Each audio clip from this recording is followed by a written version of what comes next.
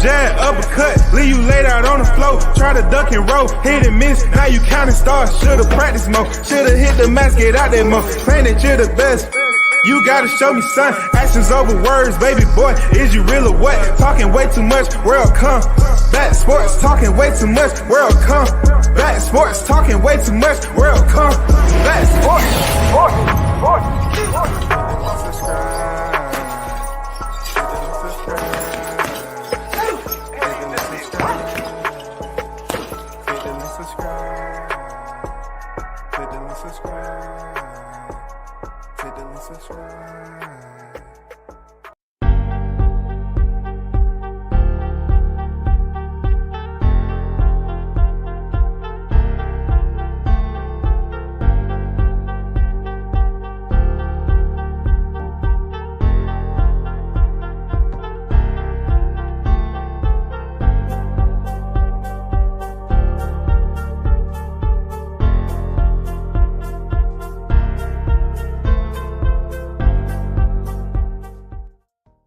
To the hottest chat in the MFing game, A-Side official. No negotiation needed, period. You already know. Big Blunts and Boxing is the first in the building. What's good? Salute to you, brother. I see you on deck. What it do, man? Appreciate you. Smash the like button, no doubt. You already know where we at with it. This is going to be talking about Timothy Bradley, Jerron Ennis, and Bud Crawford. And, you know, once again, I'm going to unpack this with the best analytics that I know how. Because we have, you know, something that's kind of trending. You know, the word trending isn't really trending anymore. I guess the word is kind of phased out. You know, it's trending. I'm gonna use that word today. So what's trending is Terrence Crawford has a fight coming up August 3rd. All right. Prior to this fight being announced, Crawford is the hottest topic still in the YTC and boxing, because of what he did July 29th. Now, he remains undefeated. Obviously, Terrence Crawford remains undefeated because he hasn't had a fight yet. You know what I'm saying? Following his masterclass performance last July 29th. So that's why I'm here. I always have to be the voice and you know, provide my hot grease reaction to what I'm witnessing right now. So there's a lot of things that Crawford did right. First of all, I'm not gonna bring out the shovels. Let me change this up right quick because I got the wrong. You know, people are always correcting you when you do something wrong. They don't never really compliment you when you do something right. You know what I'm saying? There you go. Because I left the R out. You know, people be jumping in. You're wrong. You know, Crawford did a lot of things right in the ring last year. One of those large points was he earned the victory. Okay? Crawford earned the victory in devastating fashion. The reason why that victory was talked about so much is because of who he fought. He fought a rival that was on the pound for pound list for quite some time, and they was both holding resident. And it was questions, it was debates, it was arguments, it was conversation after conversation, the sidebars. It was influence of relationships people had on here. It allowed people to have something to talk about. You feel me? It was just incredibly important, man. You feel me? It was incredibly important. When you talk about the reason why people like myself continue to speak on this, is because the way it went down. It wasn't a boring moment in the fight. It wasn't a boring moment in the fight. So let's transition that over to Timothy Bradley. Timothy Bradley, in my opinion, has been talking frequently and trying to sway the crowd into believing that Crawford has to,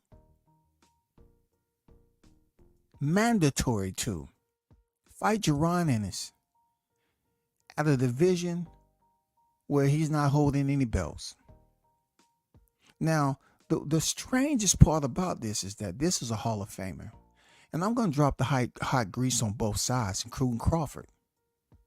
Because as you see in my description, what did I put up there, y'all? I said permission granted. Timothy Bradley claims Crawford needs to fight Ennis for legacy. Now, it's been noted that if someone come at Terrence Crawford and trying to, insinuate he should be doing something, most of the time, like he said in the video, if it's YTC, we pretty much don't know what we looking at. That's his own opinion. You know what I'm saying? We can assess. I mean, like, people have to assess situations every day they get up and go to work. We have to basically pilot and navigate ourselves through a basic daily routine. But when it comes to boxing, it's always, people will say, okay, if you're not in here, putting in the blood, sweat, and tears, you can't speak on the sport. Well, my words to Crawford is, there's plenty of people that's in positions, professional positions, coaching, and they're in charge of sports they never played.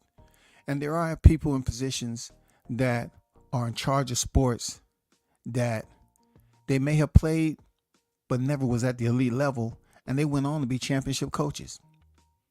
The reason why I'm putting that out is because Timothy Bradley, he's a Hall of Famer. And some people might be in a boxing conversation and say, how did he get in the Hall of Fame? Like, what did he do? It's the conversation that came up. What did Timothy Bradley do? What did he do? What did he do? But it's disrespectful for a non-boxer to say that to a boxer. But yet, when you're observing, you don't have to compete in the sport to observe something. You know what I'm saying? It's called just like going through college. If we had a test coming up, we had to do what? Research. We had to study. We already knew what the test was going to be on, so we had to study. We're looking at what Timothy Bradley is saying, right? And then we go up here and we dissect his resume. And then people are going to have their pros and cons about what he did in this sport. I'm not taking anything away from Bradley. You know what I'm saying? He did what he had to do in the sport. He wasn't no bitch. He wasn't no punk. You know what I'm saying? He wasn't. He had his Pacquiao moment. You know what I'm saying? He's had his Pacquiao moment. But see, the thing is that if I look at Crawford's resume, he doesn't need to have fought someone in a rematch in a trilogy to basically designate his status as one of the best of this era, right? As a pound for pound best. He just doesn't have that rivalry. That's the crazy part about it. He just doesn't have it. It'll be real nice if we was to see some of these boxers this day and time have rivalries. You know what I'm saying? They have rivalries, y'all. If we can witness, they having like legitimate rivalries like back in the day. So we can talk about the fights instead of just the fight. Because most of this era, it's always just one fight with that particular opponent. And then we talk about the next fight and the next fight. We don't have like those rematches. Even with the freaking Brian Castano rematch, it wasn't like the rematch was due to controversy. It wasn't like the rematch didn't have a winner, so to speak. It was just like one of those rematches where it was a good fight. There was different sides that thought he won. So it ended up being a draw, the save face. And then he came back and he definitively stopped him. That's how you close out a rematch. And that wasn't the first time he did it. He did it with Tony Harrison. So, he has that status quo. But people don't really talk about that particular fights unless, it's scenario based like I'm giving you. For Crawford, he doesn't have like the rematch yet, right? But for Timothy Bradley, he has the Pacquiao situation. He went through the Pacquiao experience. You know, people was threatening him and everything. Thought he shouldn't have won the fight. This, that, and the other. You know, the man had to hurry up and get back in the ring. They was outside with torches. They was like, no way you gonna do our Filipino god like that. You know, he had to do something about that. So it's good that he has a Pacquiao on his record. It's good that he was able to get out the sport and do something that was boxing, pertaining, you know, commentating, and he got his jacket. You know, who am I to sit up here and say what this man don't deserve? Is no way. But I do have issues with Timothy Bradley, who he's trying to be. I would think at this point in time, Timothy, if you're listening, because you said, you know, it's okay to keep your name in our mouths. I'm just speaking for myself. I don't have no disdain for a man I really don't know like that, right? But you have taken on a whole different character. You're wearing the same costume, but you're taking on a totally different character internally. So though you may look the same as we knew you as a boxer with a little bit more weight, it's that your voice is allowing people to see you in a different way. It seems like the villain role that you're playing right now, your main intent is to enable dishonest reactions.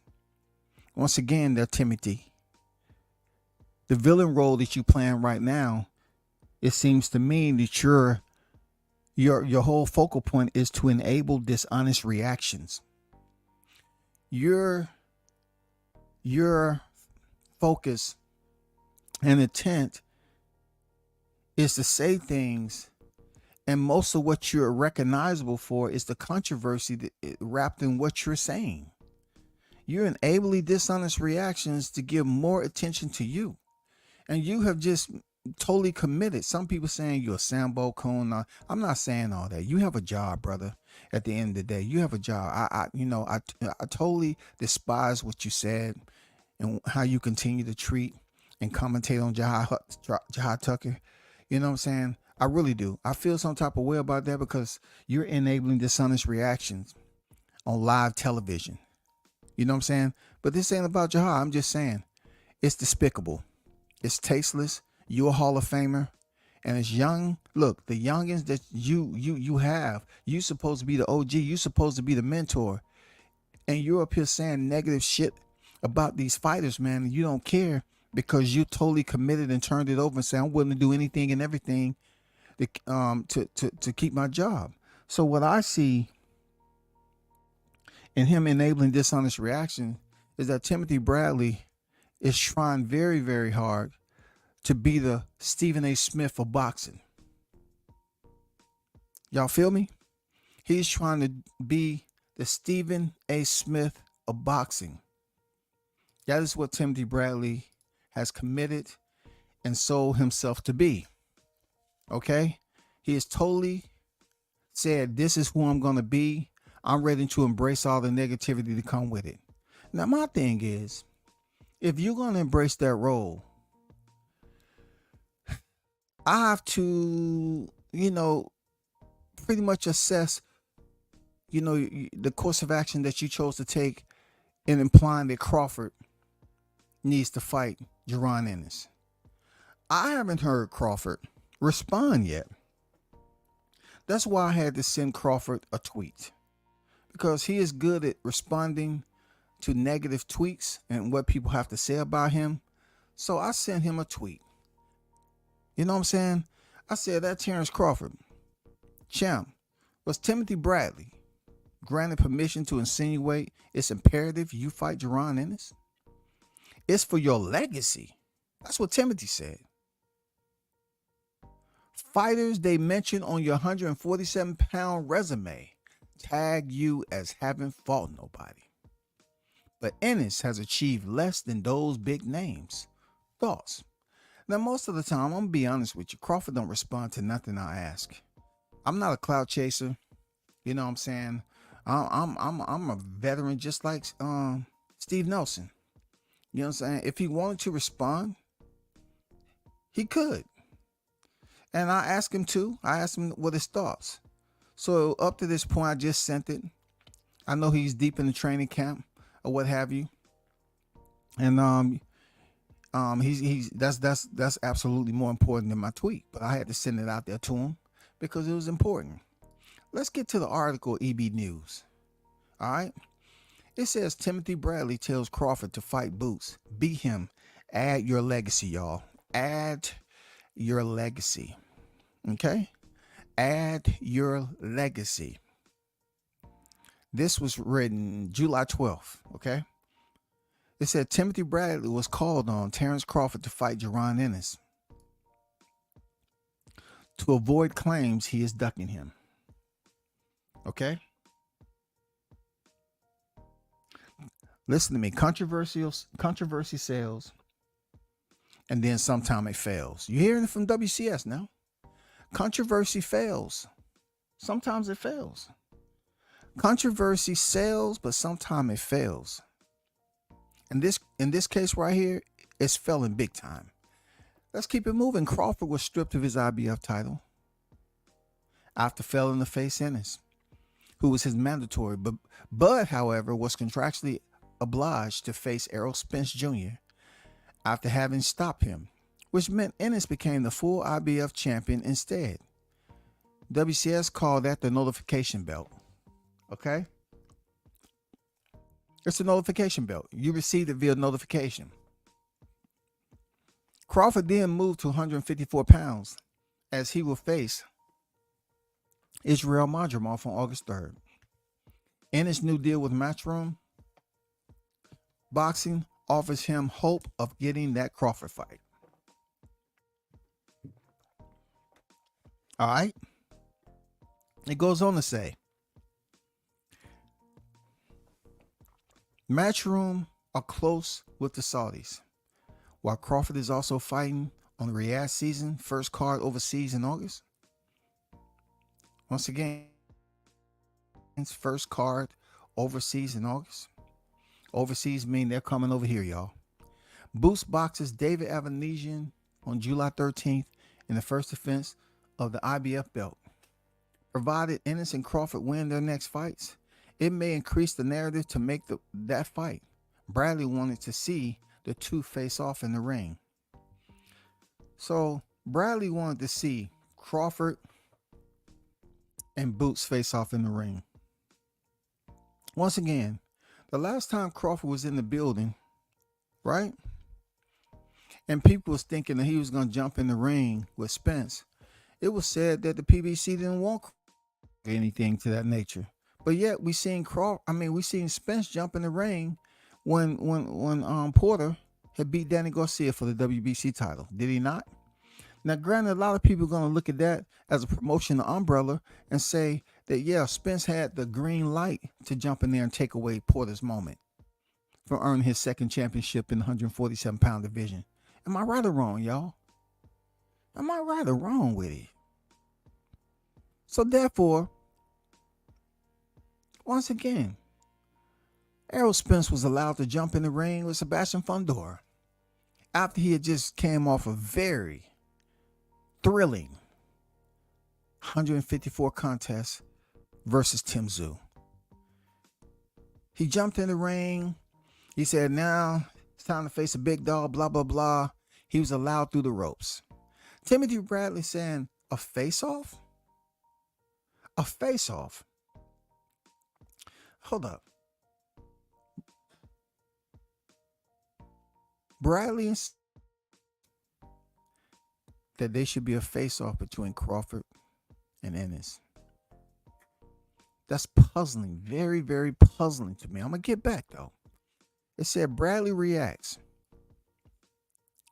That's very puzzling. It said, you got boots. Listen to me now. We speak in English. We read in English, too. These are phonetic characters that you should have learned during the critical period of learning. You got boots. That's a good fight. I think it's a winnable fight. It takes care of a lot of the banter of you haven't faced anybody that Crawford faces on a day-to-day basis. Fight Boots, the guy that's up and coming, the guy that's everybody believe in the next coming of you, Crawford. You beat him and you add more to your legacy. I think Crawford should eventually, if he's going to stay in the game any longer, he needs to visit that Boots, Bradley stated. I'm going to let that marinate for a second. I got to let that marinate for a second, y'all. Because I know I got some basketball scholars in there. I know I got some NFL scholars in there. But I know I have some boxing aficionados that's been hanging around the sport long enough to know and understand bullshit when they goddamn hear it. You know what I'm saying? We're not talking about how Atlanta Falcons lost the Super Bowl with a 20-point lead. We're not saying that. We're not talking about how Bronny is not ready for the NBA, but yet his dada got him on the team. You know what I'm saying? So he can play high off the bench. You know, seriously.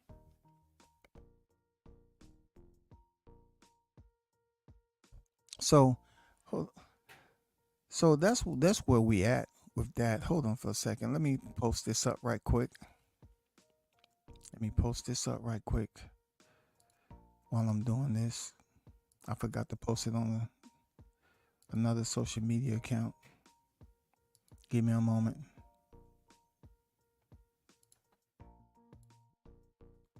Let's see.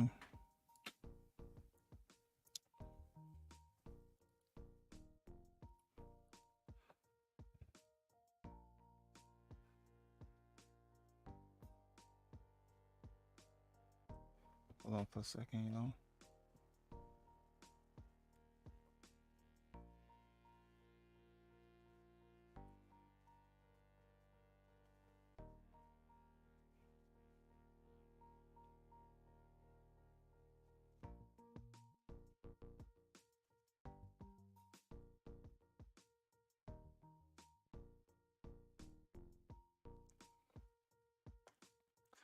Okay, let's get back to this hot grease, right? So, that's what Bradley said. He starts off by saying, I think it's a winnable fight. Right? I think it's a winnable fight. Takes care of a lot of banter. So we're talking about the banter Crawford's been receiving for a while. And that banter followed him into July 29th last year, right? He had the same negative banter when they met at the press conference. Y'all remember those two press conferences that they had? For the first time, we got to see Crawford Spence face off. And we got to hear certain reactions that you ain't fought nobody. Who you ain't fought. That was coming from the coach and the fighter. The very same coach that had been on record saying he don't watch film. You know? And he was with the very same fighter when they split the ropes last year.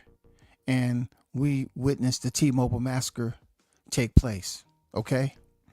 But at that time, prior to the T-Mobile massacre, once again, I repeat, the coach said he didn't watch film. That's what the coach said. The coach said he didn't watch film.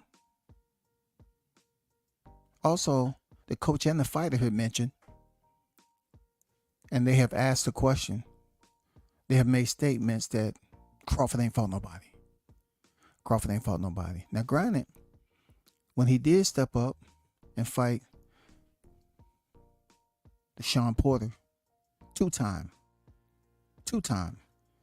welterweight world champion, what did they say? His daddy.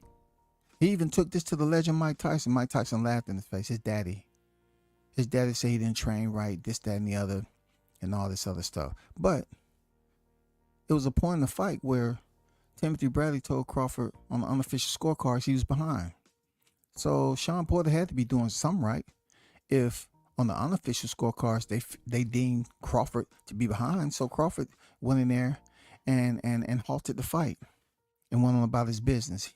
He finished the job with Sean Porter. Okay? Am I right or wrong? Okay. Before that, it was Kell Brook. Kell Brook was in a very tough fight, coming down 2 weight class from 160, from losing to Gennady Golovkin. And they refused to give that man an extension and allow him to heal properly from the eye injury he had. And Errol Spence fought him. And he had a tough knock him out, bang out fight. We all remember. He ended up winning the IBF title. A title that was previously Sean Porter's, right? Okay. So therefore, Kell Brook was good enough to receive all the praises when Errol Spence beat him. When he stopped him, he received all the praises.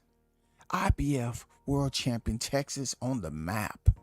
You got Errol Spence finally winning a title in another man's backyard. Kudos to you, big dog.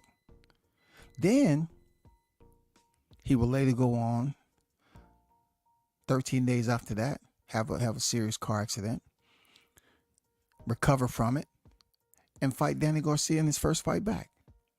Then he would go on to fight Yordenis Ugas. At that point in time, before he fought Danny Garcia, he was already the IBF and the WBC champion. Right? Sean Porter wasn't undefeated when Errol Spence fought him. Okay? So for him to go in there and fight a common opponent that Sean Porter had already beat, no title, people was talking about how he beat him up. Errol Spence was a two-time champion, and he stepped in there as his first fight back and beat up a fighter that Sean Porter had already beat for the vacant WBC title. Then he would go on to fight Yordenis Ugas. Kudos to Yordenis Ugas being able to step in there with Pacquiao and get the job done. Thanks for Lawrence Cole being in that ring as a third man and yelling the infamous "stop,"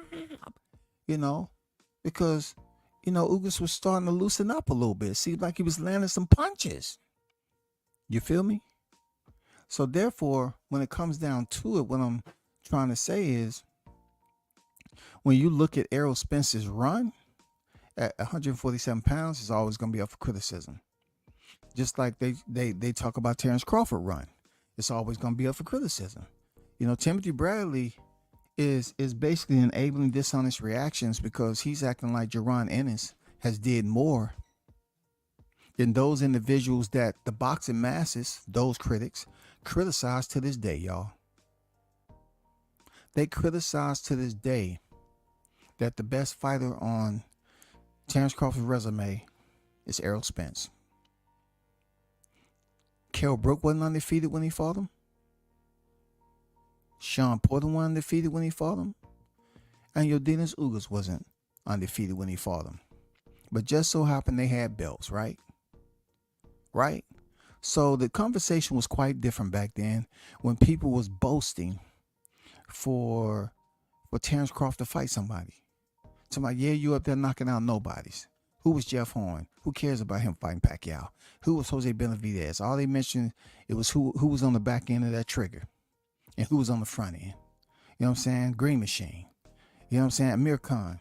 They always talk about, he had already been knocked out. He had already this. He had already that. Okay, cool. Cool.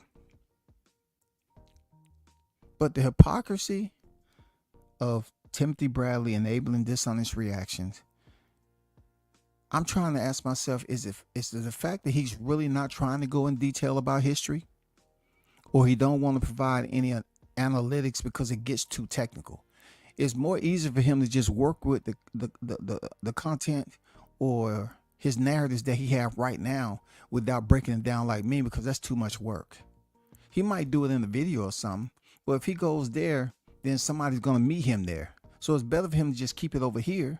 And so people just talk about it. But I'm like, look at what you're saying, buddy. Look at all the criticism they gave Crawford and all the achievements he was doing. He beat Jeff Horn. He was defending his title. He was stopping everybody.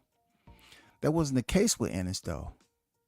It's insane to think that when I sat up here and was talking about a common opponent and then mentions Thomas Delorme, someone brought it up.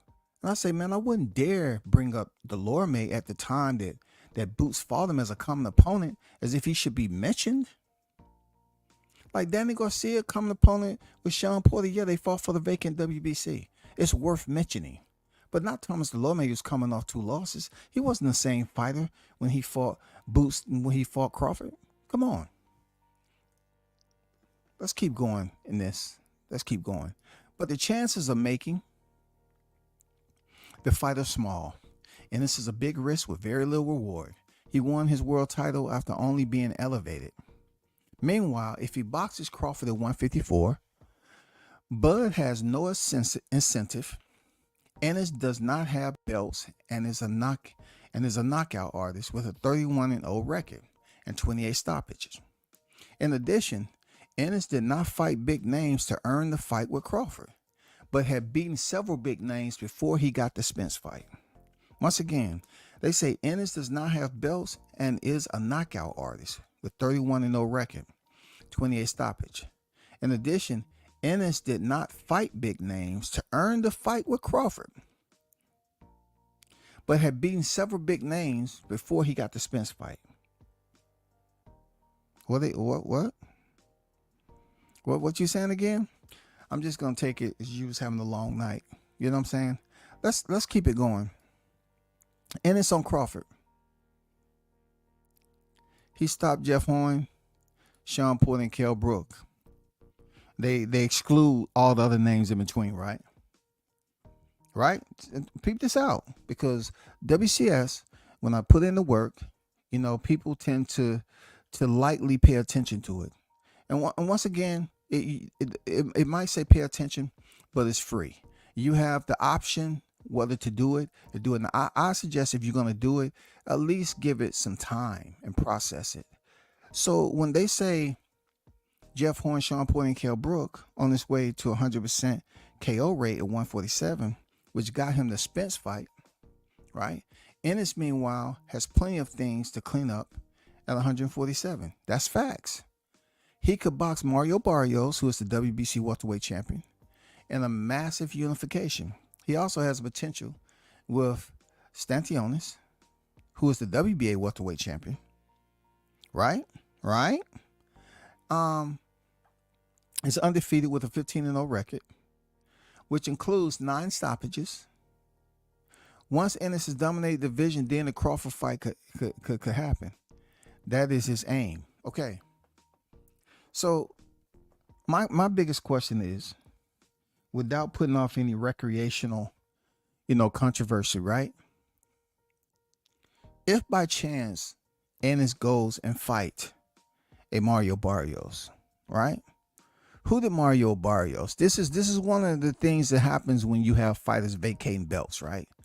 Who did Mario Barrios defeat for him to be the WBC world champion? Did he beat somebody for the title? Okay, I'm just moving on. Stantionis. Who did he beat to get that title? Because Crawford white gloved the division. Once again, he white gloved the division. Okay? Did he not? He white gloved the division. So therefore, that's another fighter that haven't proven and stepped up to the qualifications that Crawford has admitted to being on record and being on site as defeating a current reigning defending champion at the time he moved up to 147 pounds. Yes, that is facts. So we have 2 champions, and we don't quite know who they beat to get the belt. Okay, moving on. Jaron Ennis. Who did he beat to get the IBF title? Sleep. Because he say when he woke up in the morning, he found out, hey, I'm the IBF champion. I'm the notification belt holder. So boom, he has the belt where he is the notification champion too. Boom, he get it. That's 3. Then you turn around and you got Brian Norman Jr. He'll be elevated sometime soon. Who had he fought to get the WBO title? He also has a notification belt he's going to receive. So the whole division, we can't say anybody per se is dominant in this position, because Crawford was the one. But the 4 that's up there now, we can't say who was dominant.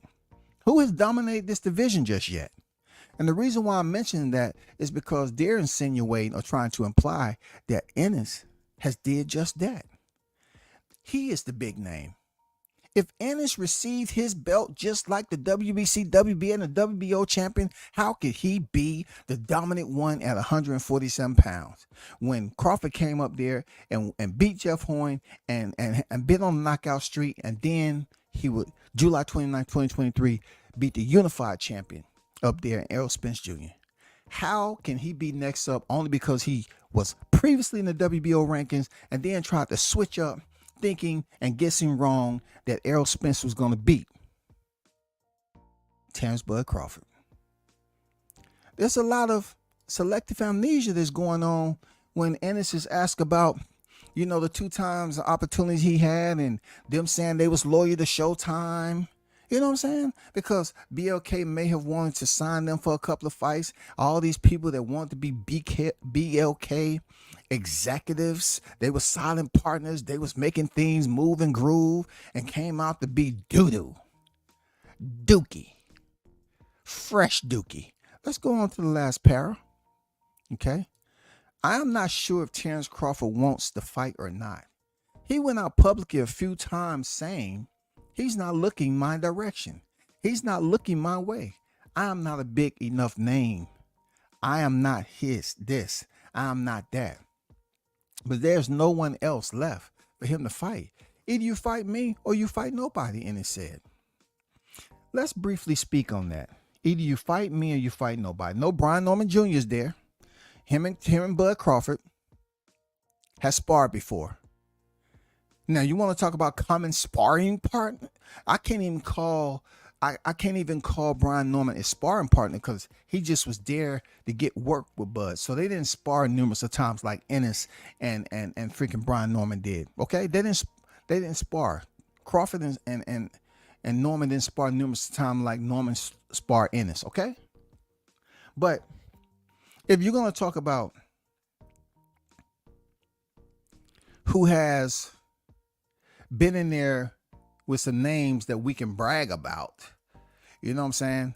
Like, truth be told, they're saying that Ennis is the next up. This is Timothy Bradley's declaration that that Ennis is the next up.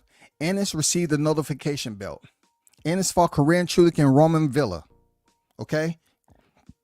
Yes, he's 32-0 after coming off that win against a common opponent, David Avanesian, who fought Crawford. No, he did not look all that good, but he got the job done. Okay? Last time I checked, Barrios had a Yordenis Ugas on his record. Mario Barrios had a Yordenis Ugas on his record. Yordenis Ugas has a Mario Barrios on his record.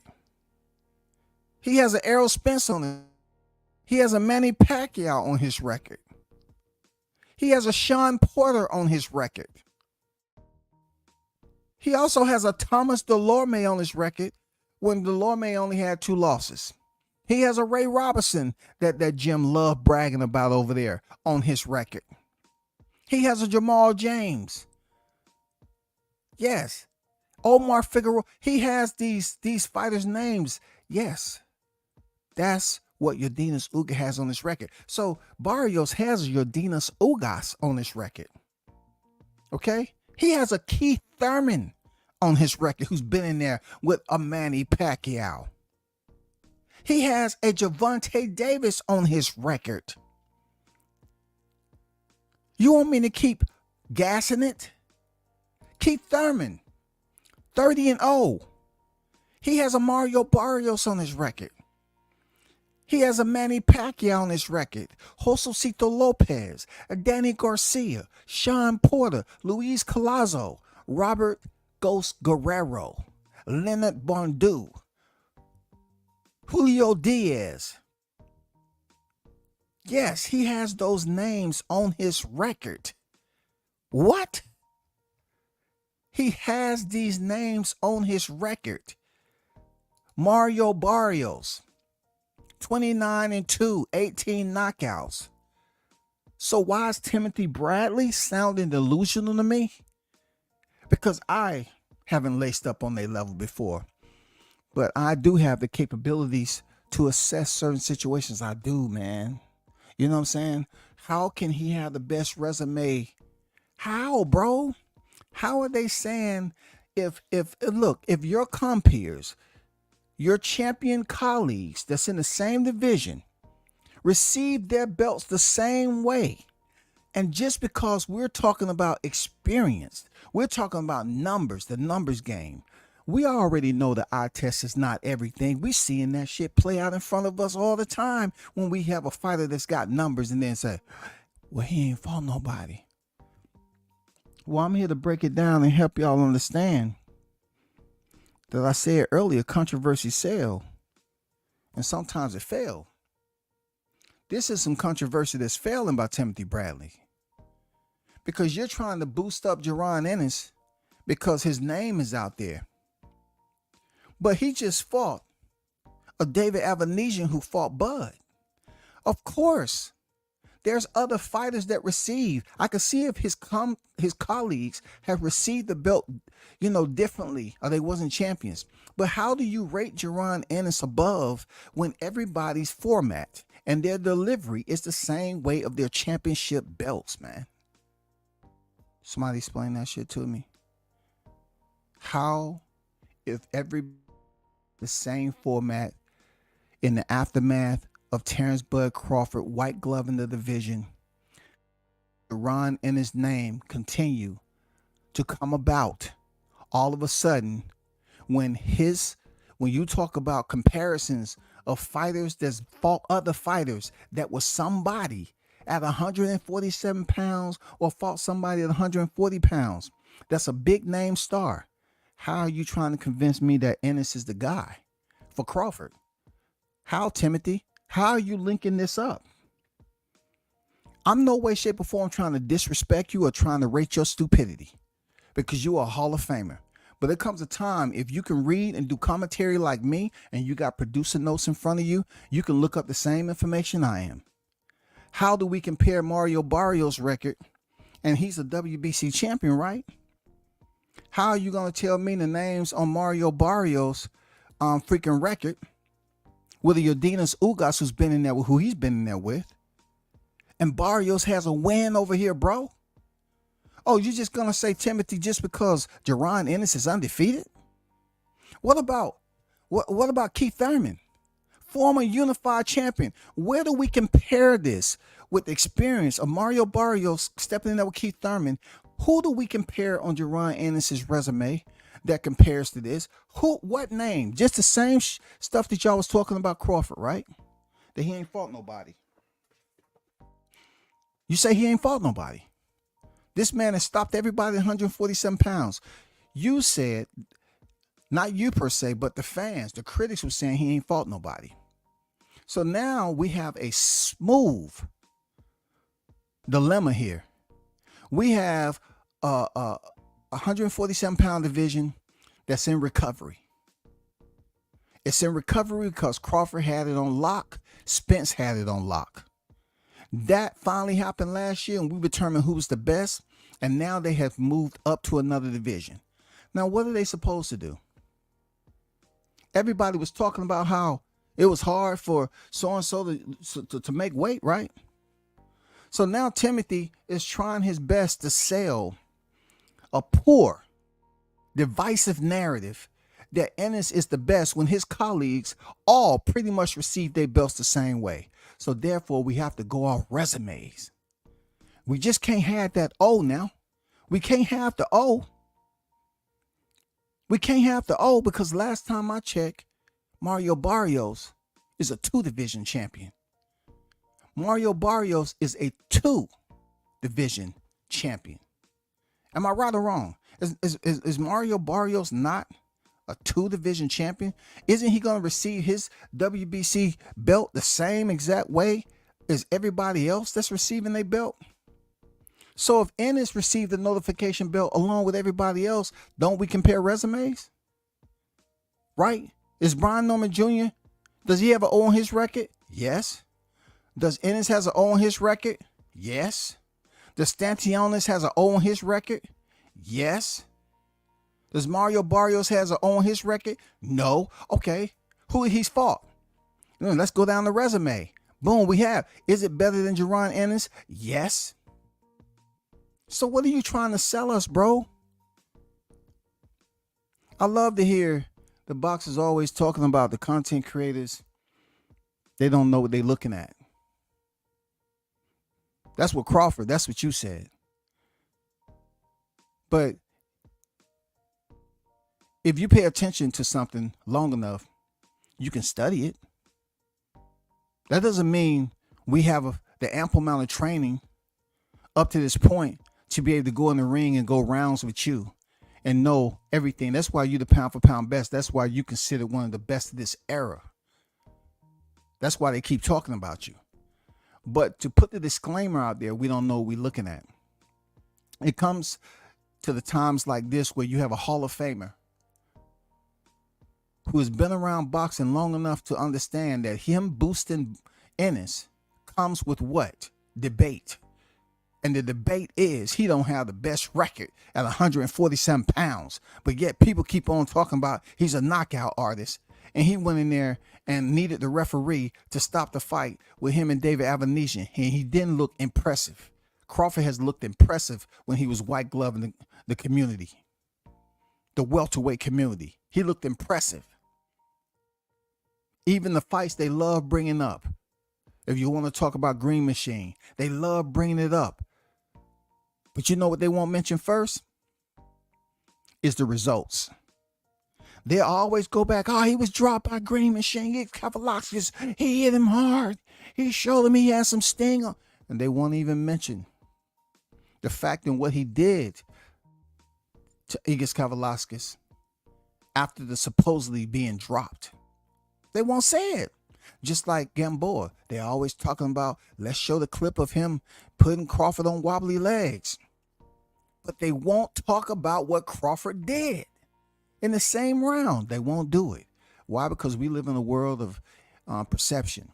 And behind that perception, humanistically, good bows before evil. Real talk. And we have a lot of people who's willing not to give compliments first, but they'd rather sell the controversy and see where it goes. And then if anybody call them out on the bullshit, then that's when they'll speak on it. Well, you know what? I just didn't say anything about it. If you follow boxing, you already know. I just didn't want to go in detail about the good side. I just want to talk about the bad side. Well, I'm trying to explain to you, how can a division that's in recovery, how can you selectively choose Boots Ennis as being the best just because of his his record, but his resume isn't better than Barrios? Barrios has been in there with arguably the pound for pound guy right now. One of the other pound for pound guys, arguably the pay-per-view, what I wanted to say, a pay-per-view star, and Gervonta Davis. Barrios has been in there with him, showed crazy hard. It wasn't no BS in that fight. I watched it. I was there. That was an entertaining fight. Shout out to Ella Stecker. Boots haven't had a fight that was more entertaining than me than Barrios had with Gervonta Davis. Because Gervonta is a hitter. Just like Roy said, he can box and he can punch. Better ask somebody. Boots will go in there and rally off some punches and look pretty. But a lot of what's in this sport, it takes more than you being pretty. You have to go in there and put that masterpiece together, and the fans want to see an effect. That's why they criticize Shakur Stevenson, because he can box. He can box, but like Roy Jones said, he lead the job too much. He take himself out of position in order for him to throw the counter. So he basically reduced the value in his work himself. That's no criticism on Shakur. I'm just breaking some shit down for you. But Jerron Ennis don't have the best resume at welterweight. So why y'all gassing him? Why y'all gassing him, bro? This ain't no derogatory, content. I'm just breaking some shit down because that's what I do. So explain that to me. Help me understand. Help us all understand. When Ennis say, I'm not sure Terrence Crawford wants to fight or not. He went out public a few times and said he's not looking my direction. Why should he be?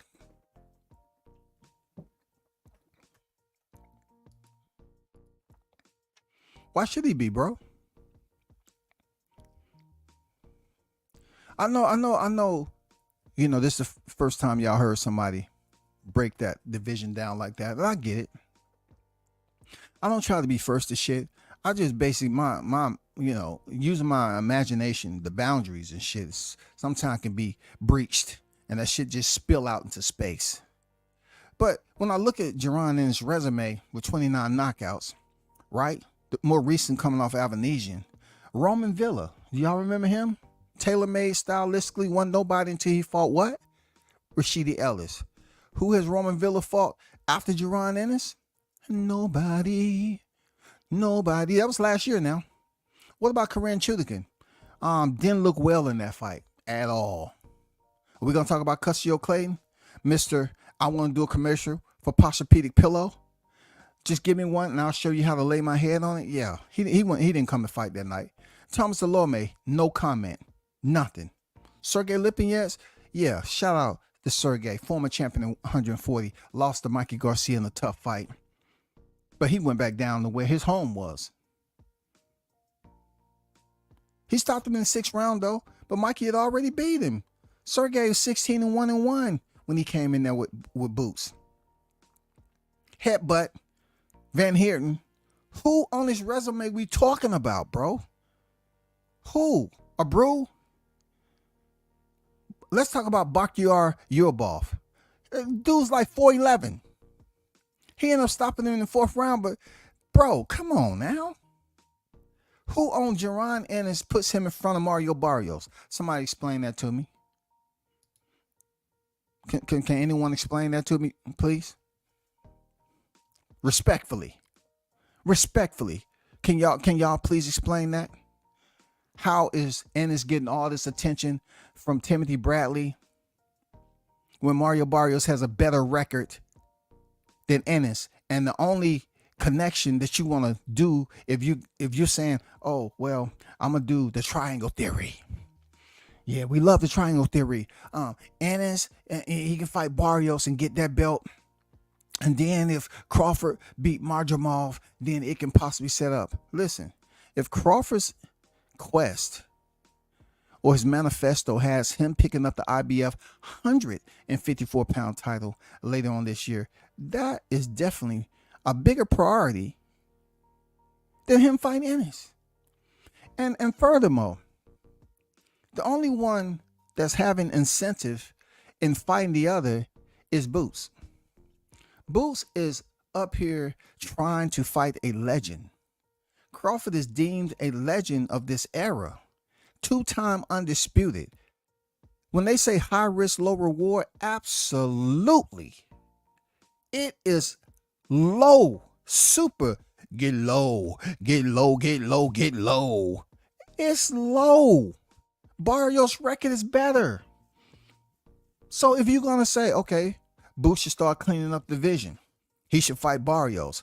Of course he should fight Barrios. You're using the triangle theory. You want him to go fight the guy with the best record. Ennis don't have the best record. Ennis, in my opinion, is not the best at 147 pounds. Because how can you deem him the best at 147 pounds and his resume does not conclude?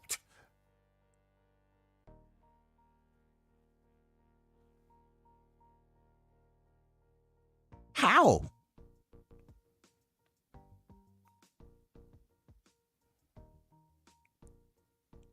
How does that work?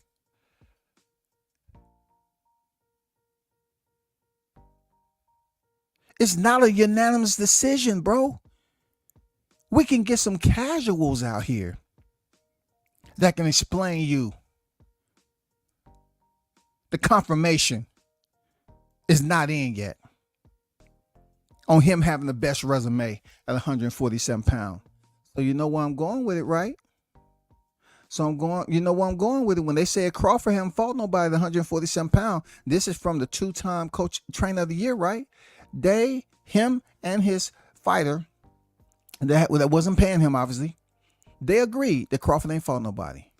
So if you look at Crawford's record, he has two big names on there that wasn't undefeated, but he had names on there. And then he had all those names on his knockout roster that had O's on their record. And then you look at Amir Khan and who he's been in there with. He may not got the win, but he been in there. But they said Amir Khan didn't count because he had already had some losses on his record. And so what? Crawford stopped him. Okay. All right. So we kind of missing some intricate details here, right? So Jeff Horn was undefeated. He had a Pacquiao on his record, but they trying to say Jeff Horn wasn't nobody. He was somebody to get the belt, but when Crawford fought him, he was nobody, even though he was the bigger Aussie. And people was like, oh my God, Crawford goes in there and try to beat this guy. He gonna get caught. Jeff Horn's a big dude. You saw him roughing up Pacquiao. They didn't want to give that man no love, bro. This is a guy who was coming off 140 pounds, undisputed.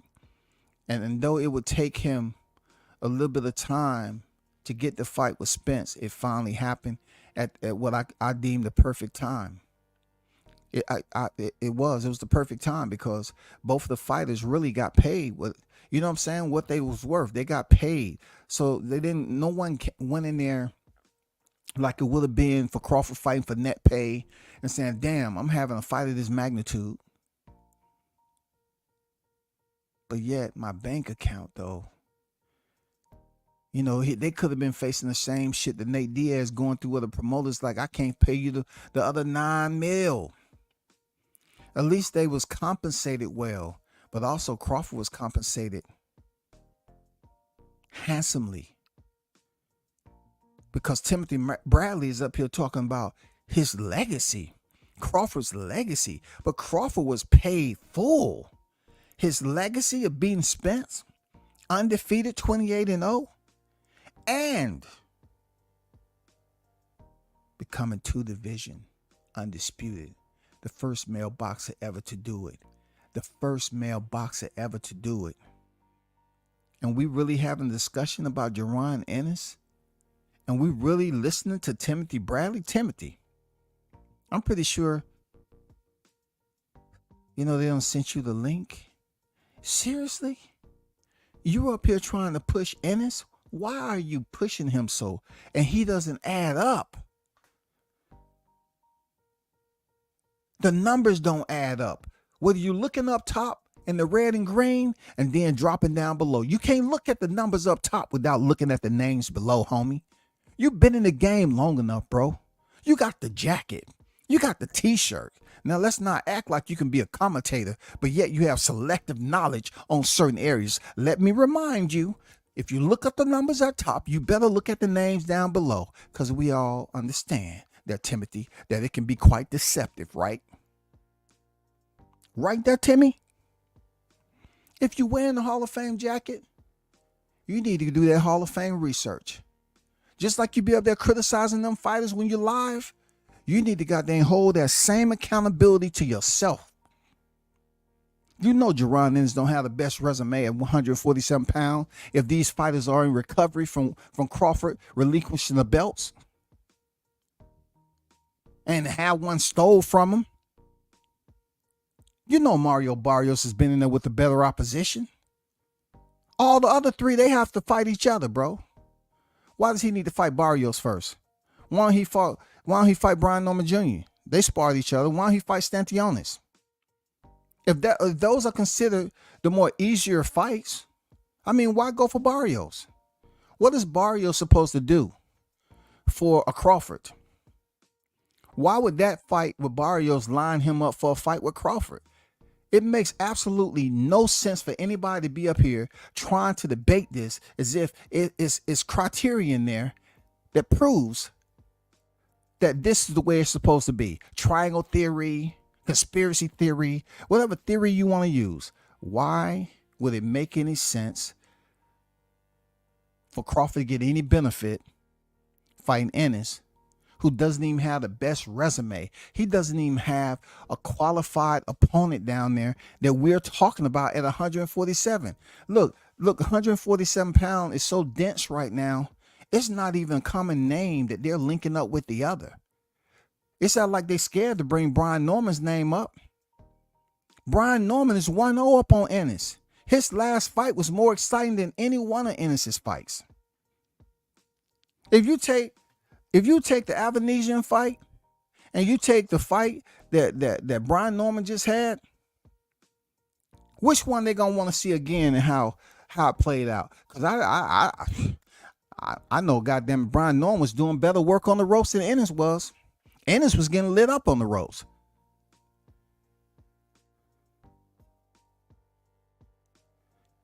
If you got the same format, let's act like it. Let's act like we understand what the same format is. If all these fighters are getting notification belts, right? Then we have to see, okay, how do we go about? If they were saying, check this out.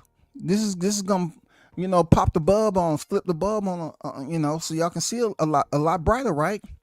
If they was talking about Errol Spence was the fighter that was doing all the heavy lifting, right?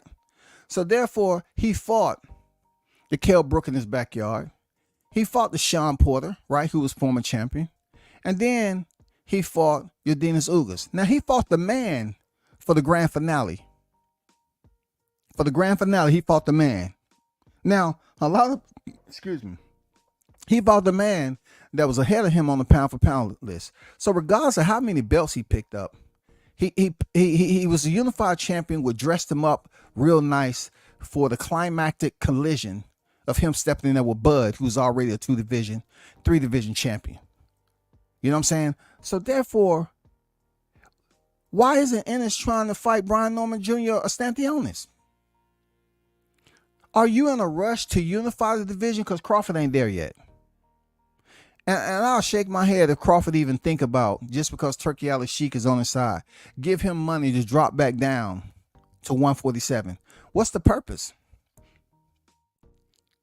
It's time, if you want to talk about challenging yourself, Jaron Ennis steps up to 154. And that's where he gets all the benefit, depending on how many belts Crawford have. He may potentially have 3 belts. You're going up there attempting to fight him, and you're not even campaigning at 154 pounds. So you're getting all the incentive for fighting a legend, pound for pound best, unified champion at 154, 4-division world champion, and you're bringing absolutely what exactly to the table? A brown bag with a bologna sandwich and American cheese? 1 apple slice, annihilated and Capri Sun? That's what you're bringing over there? A bag lunch? You bringing a bag lunch up there when he's giving you the whole freaking table, laying out 3 freaking titles possibly, a whole legacy, and Timothy Bradley is talking about, hey man, people saying you ain't fought nobody on the day. That's the banter that we hearing.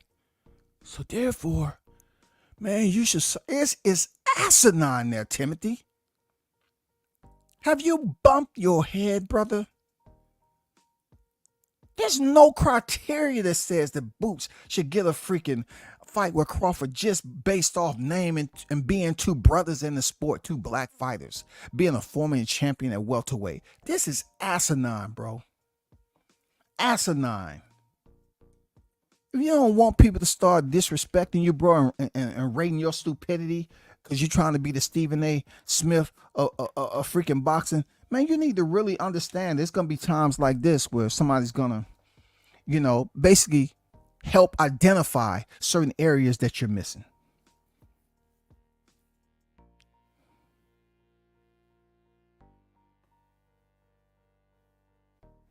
You understand that, Mr. Bradley? It's not to demean you. None of that. I'm not trying to assume that boxing has a hotbed of dummies. No, I'm not. But I'm just trying to help you walk out of that muggy reality that you're painting out here to the media. You keep on acting like this is a topic. You want it to be polarizing because you have undertaken a controversial role where you want to enable what? Dishonest reactions. You want people to actually believe that Ennis is next up and he has the better. What has made him besides the name? His resume ain't better than Barrios, bro. Just because Barrios isn't having the O in there, Boots has the O, but his resume doesn't meet the criteria. So being that you're a Hall of Fame in the sport of boxing, you tell me, brother. You've been in it long enough. Isn't some fighters that can have a lot of fights on their record, but the names below don't add up to the quality of service? The QOS, homie.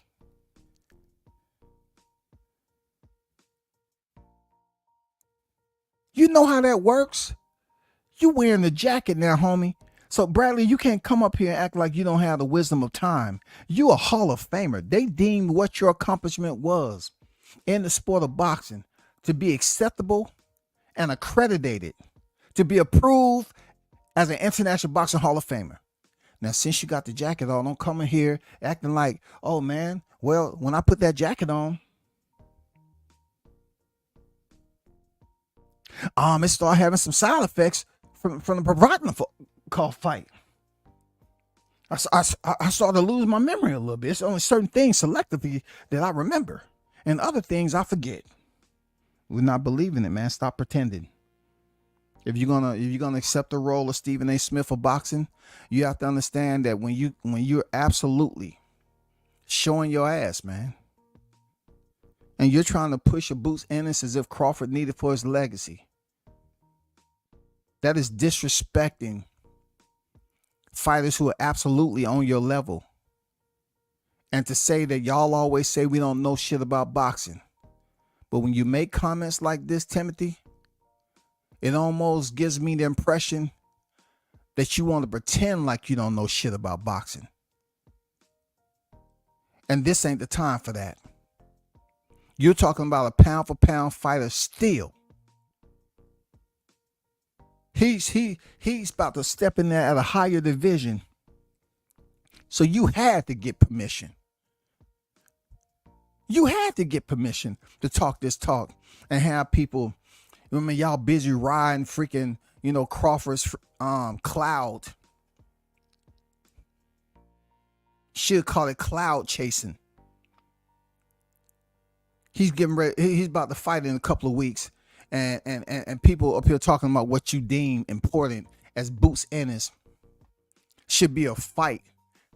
And then to try to insinuate that, hey, if you want people to stop talking about you ducking him, where does he even rate to be considered or recognized as a fighter that's important enough for Crawford to say, yes, I understand what you're saying. You're right.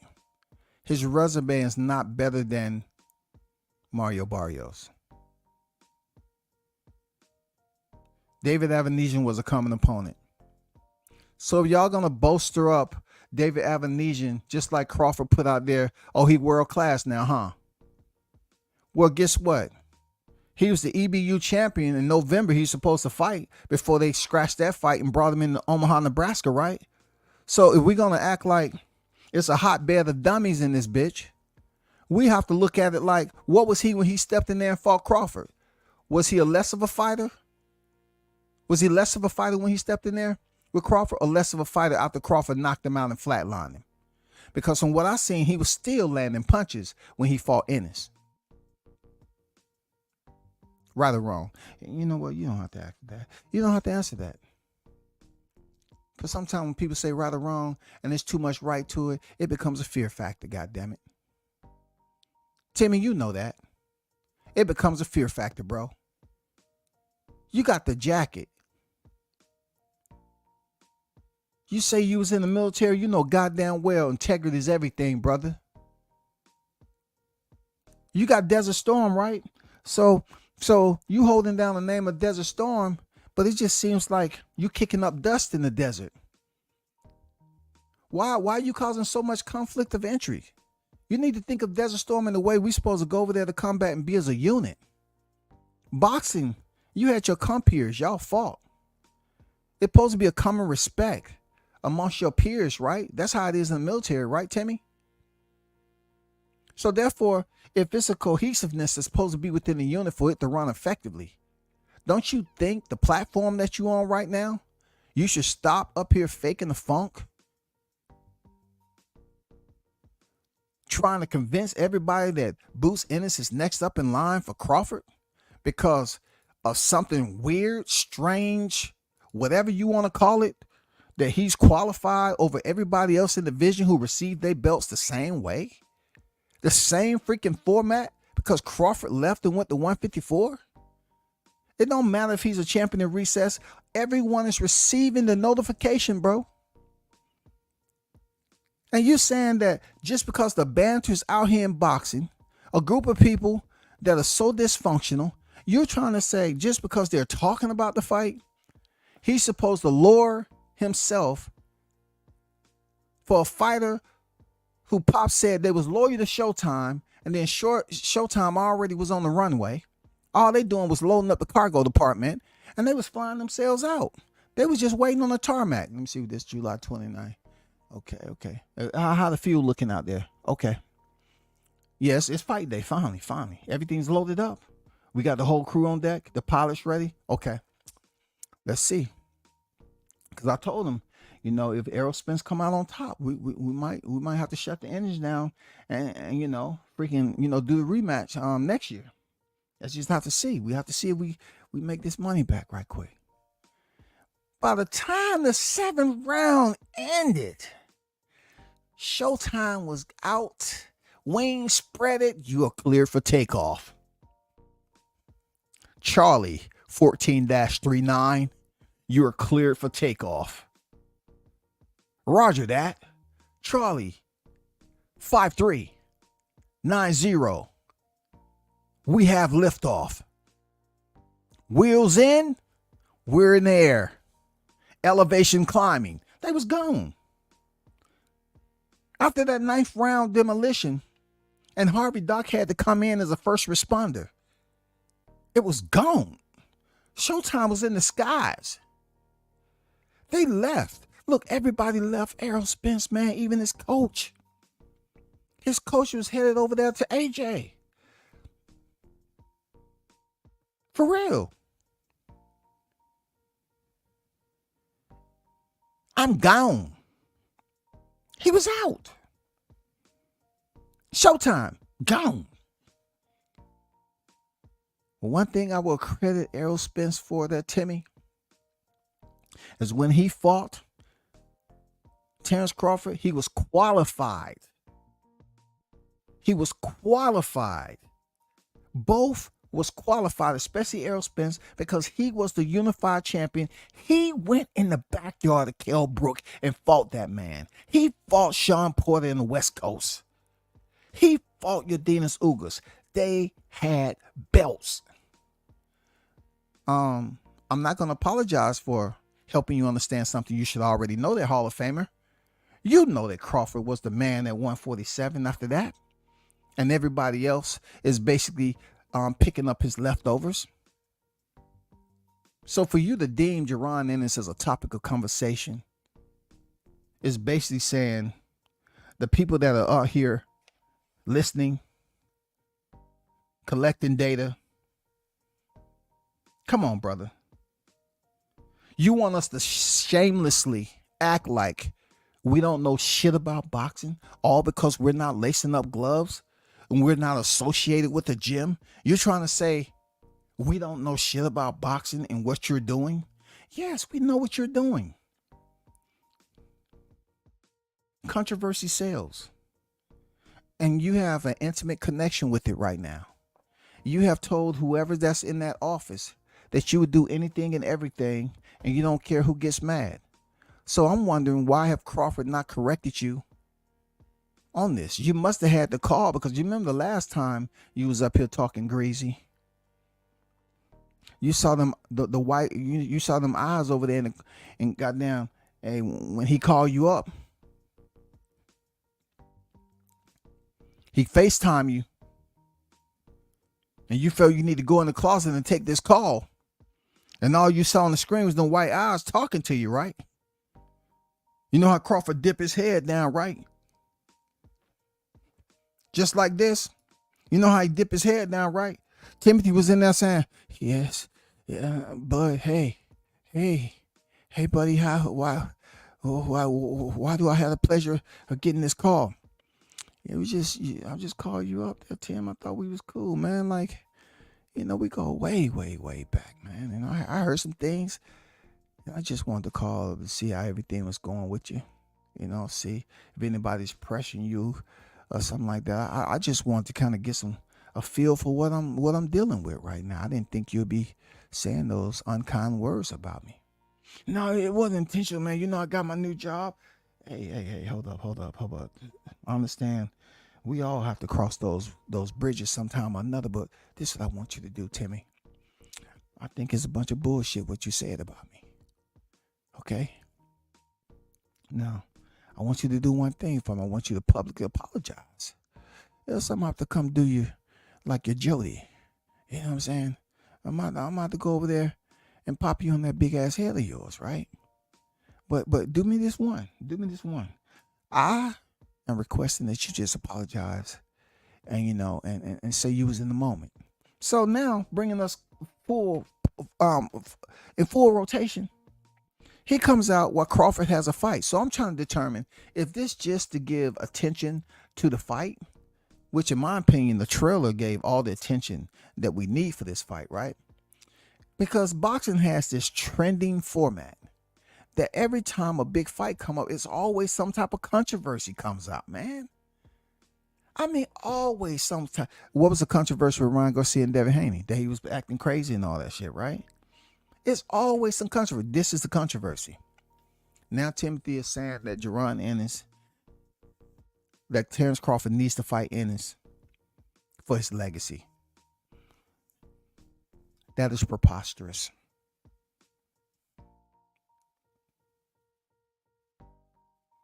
That is absurd.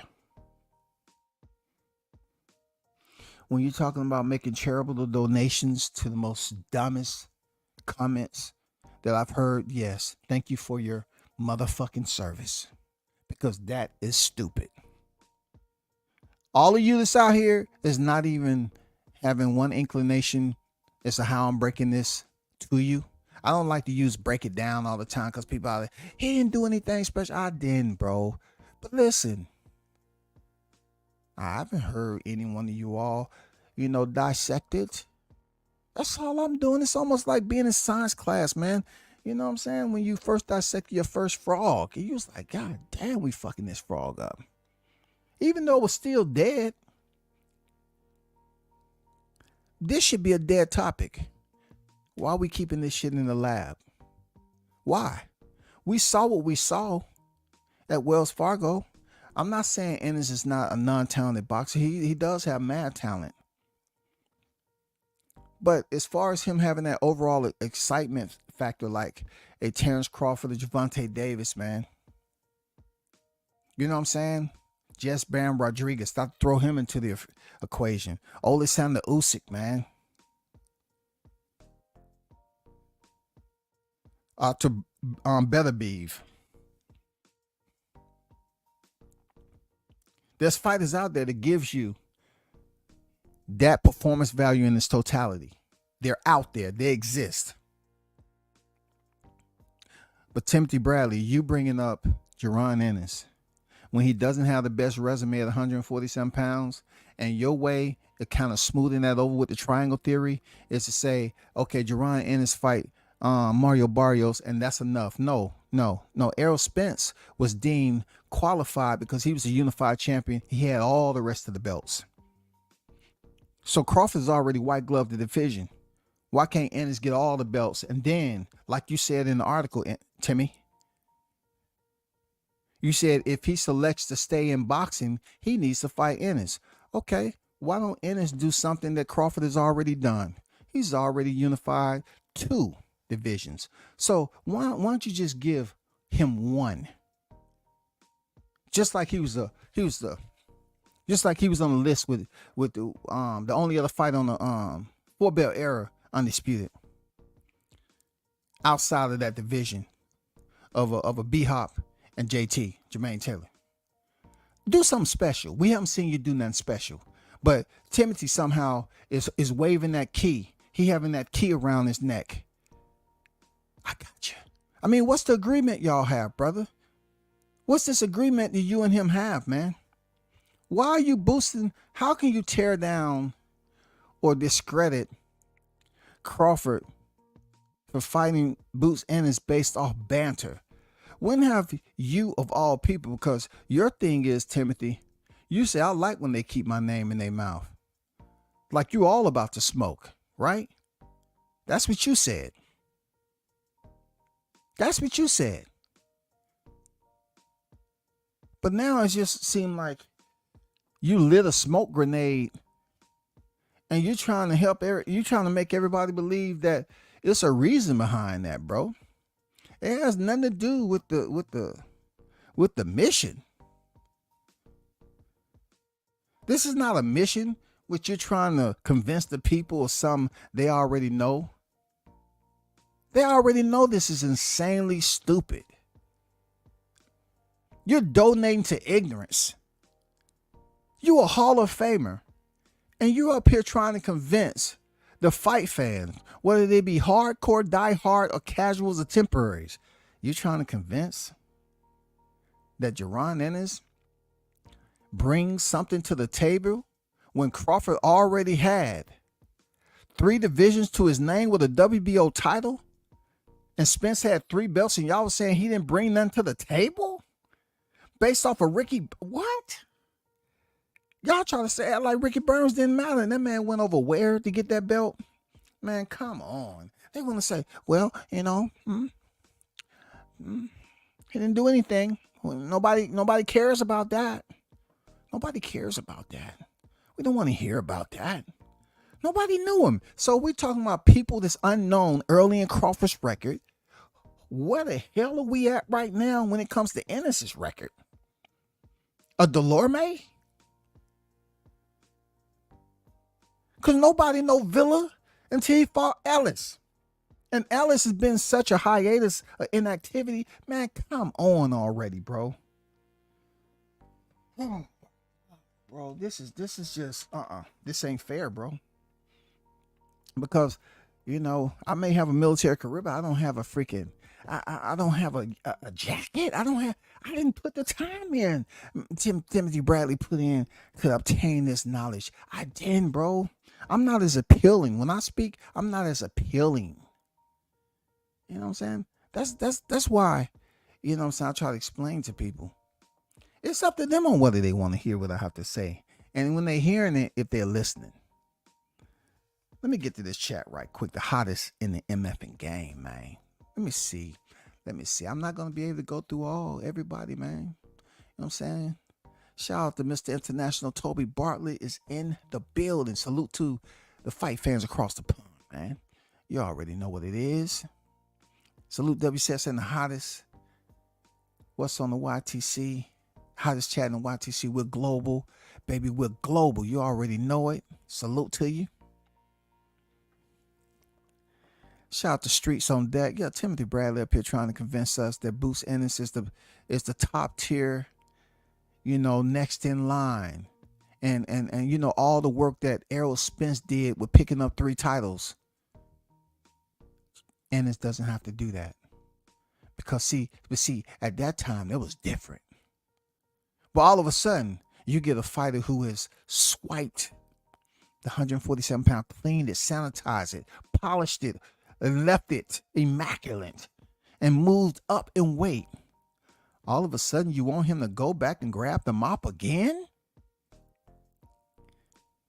What you mean?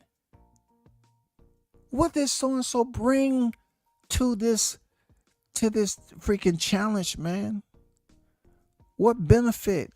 It's kind of disrespectful for Crawford, because a guy with so much history, Timothy Bradley, I mean, he might have got permission from Crawford to put this out there just so it can be controversial and it to be spoken on like I'm doing it.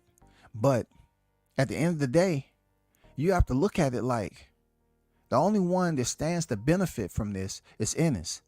Ennis goes up there and fight Crawford. The build up, it's going to be okay because Ennis doesn't have a personality.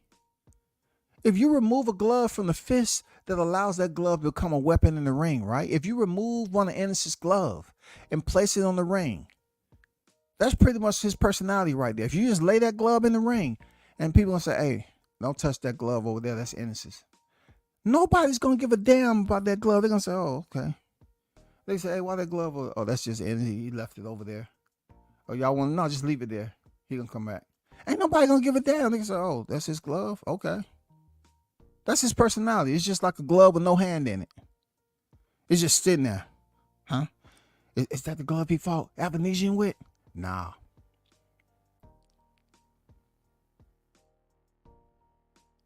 Villa? Nah. Karen? Nah. Tulame? Nah. Sparring? Yep. Oh, man, no wonder he left that shit. Was it with Norman?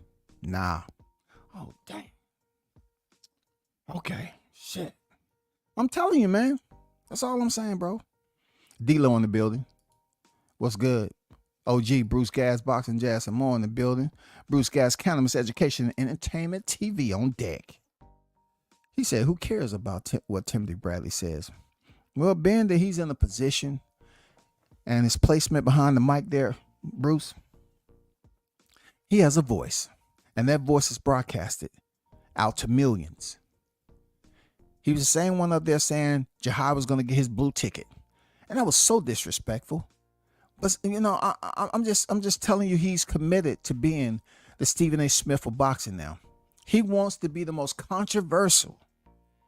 You know what I'm saying? Undeniable. You know what I'm saying? Go the opposite against the grain. Mr. Salty himself.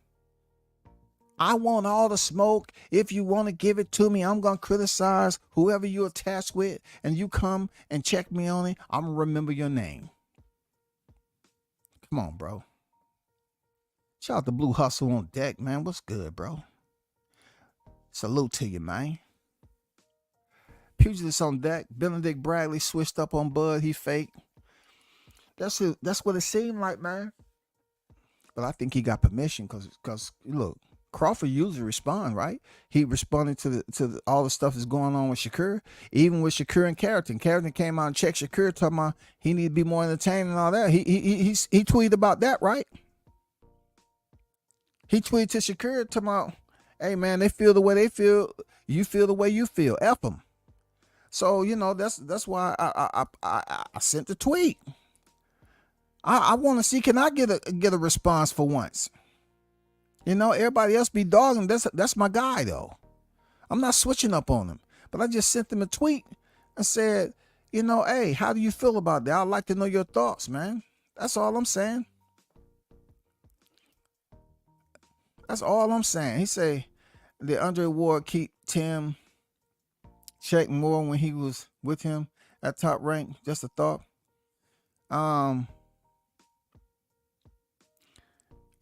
I don't know if you know, Andre Ward was checking. You know what I'm saying? I don't know if it was some checking going on. For real. I don't know if it was some checking going on. Because when you have them earpieces in, you know what I'm saying? The one that's supposed to be controversial is controversial regardless of who's sitting beside him. Real talk. I remember when Jahai Tucker lost to Nicholas Flash, I remember I was looking at Andre Ward. I wasn't even looking at the fight to a certain point, you know, when it was over and the decision. I just wanted to see the reaction over there because certain individuals like Bradley have been talking so negative about, you know, what Jahai ain't doing and acting like the dude can't box at all, like he ain't electric boogie, you know what I'm saying? And when the results came back and you know, it wasn't in Jahai's favor, you know, I saw Andre Ward looking at, what's her name? Like, you know, yeah, that's what he was talking about. That's what he's talking about. So just because he's out there religiously, you know, acclimated now as you know, more power to him. But I saw his expression when Jahai lost. You know what I'm saying? You know, almost like he said, well, there you go. That's what we've been talking about. You know what I'm saying? CJ Rich, that's funny. You ain't black. Hey, hold up. What? Let me hit him. That was a funny skit. You know what I'm saying? Hey, why did you say that? Do you believe Ennis rapes a fight with Crawford? If you think he does, you ain't black. Click. Shit. What up, CJ in the building, man? I see you.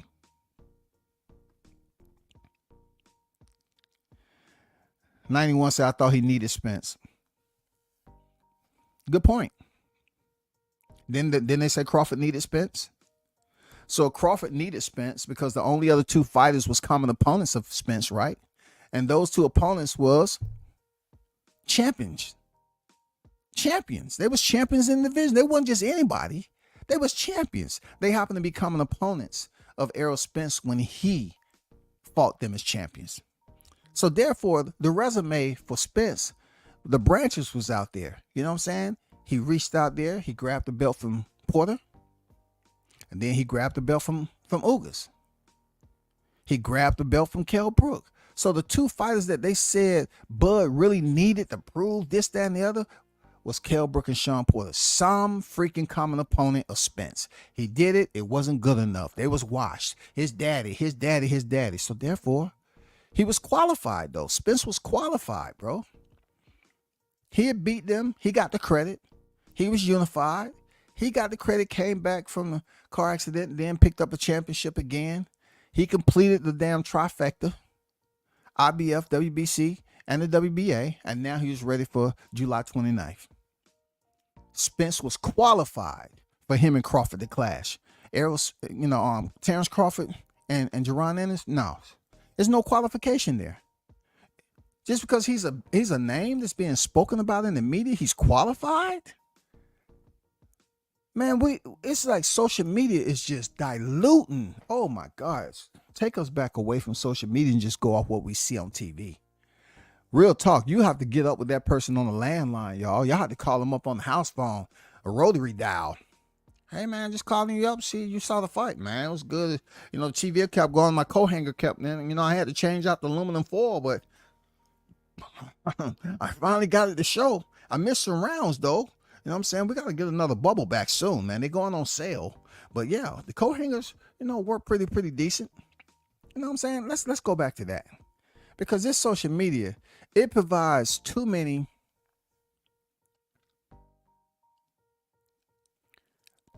avenues for people to have a voice. The reach is just incredible with social media. And you get so many people out here that can just distort, you know what I'm saying, be disingenuous. And we live in a see blind type of community where people see something and they still blind to what the real results are. They just want to go with the flow, man. Then Bud boxed Timothy head off in sparring. Man, hey, listen. I don't see the return from Bud Crawford. I don't see the return yet. I'm waiting on him. He commented on Shakur. He commented on Bruce Carrington. He's commenting on so many other things, right? Could you please just return it? And what do you think about Timothy saying it's imperative? It's like you need to fight Bruce Ennis, a fighter that's not qualified. Unless Crawford tells me that Boots is qualified out of all the other fighters, he doesn't have to unify yet. All he has to do is go off what Timothy Bradley has been talking about to say, hey, we need to see Boots Ennis and Terrence Crawford at 154. And yeah, it's a high risk, low reward for Crawford. But, in order to establish this for legacy, why should Crawford get credit for a fighter who has less achievements than Porter and Kell Brook when he fought him?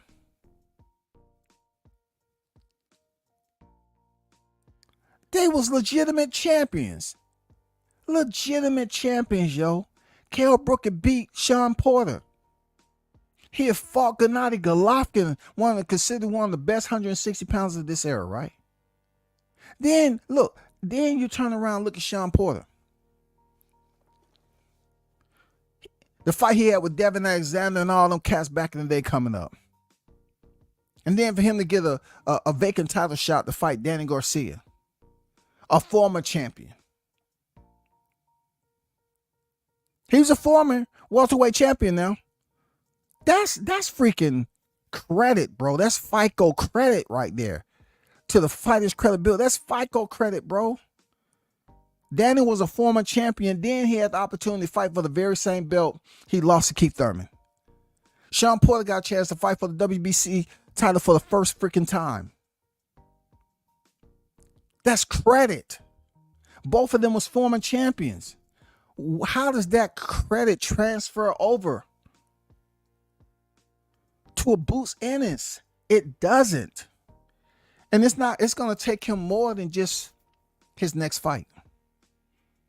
Because Crawford had stood him up and knocked him down. And they were saying from Jeff Horn all the way to Sean Porter, that man ain't fought nobody. Because goddamn it, Errol Spence, the thing on that, Errol Spence could beat everybody on Bud Crawford's resume, goddamn it. Everybody on Bud's resume, Errol Spence can beat. Deeming that he had already beat Sean Porter and Kell Brook, everybody else down the line he would beat. That was the narrative that was being pushed out here by so many channels, man. So many channels.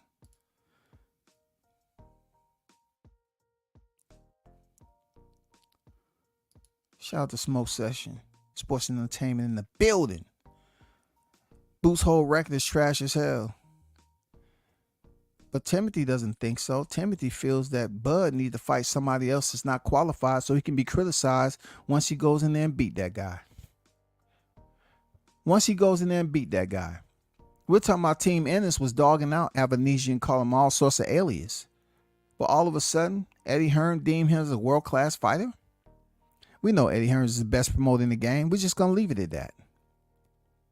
But they didn't get his name wrong once. They didn't call him outside his name. Why not? What makes it different? Oh, my bad. That was different. See, right there, that was different when Bud was fighting him. Because we wanted to make everybody believe that we wanted to be next up, even though they said they was loyal to Showtime. I get it, bro. I mean, the story just continues. You stir it enough, you're going to come up with, you're going to see some new ingredients pop out. Real talk. You forgot what you put in that mug. You kept stirring. Oh, there go that paprika. There it is. I didn't know I put some cane sugar in there. All right. That's why Barrios getting the Pacquiao fight. His resume ain't going to look too bad. He'll have some solid names on there. Well, he already has a fight on his resume, Blunts, with Pacquiao on there, brother. He already fought a Keith Thurman with a Pacquiao on there. What's the point of him fighting Pacquiao? You know, Pacquiao, yes, he was a former champion. We already know the history. But he already has an opponent with Pacquiao on their resume. So him fighting Pacquiao at 45 years of age, what is his FICO going to do? Is that going to provide him more FICO credit score? Is it going to increase him? Is it going to increase his status at 147 pounds because he's fighting an older Pacquiao?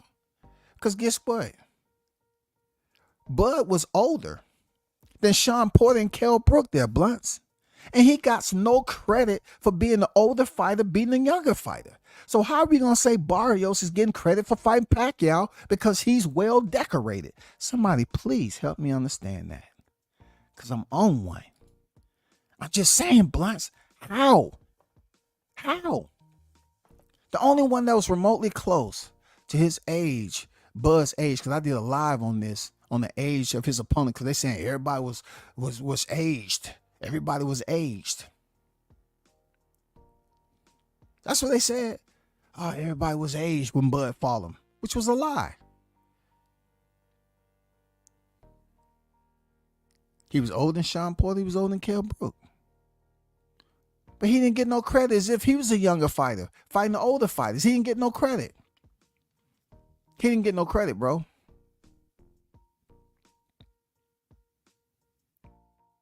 So now, it just seems like, man, somebody's sipping on some margarita with a tap of fentanyl in it, crack one. I don't know. I don't know what the hell they sipping on.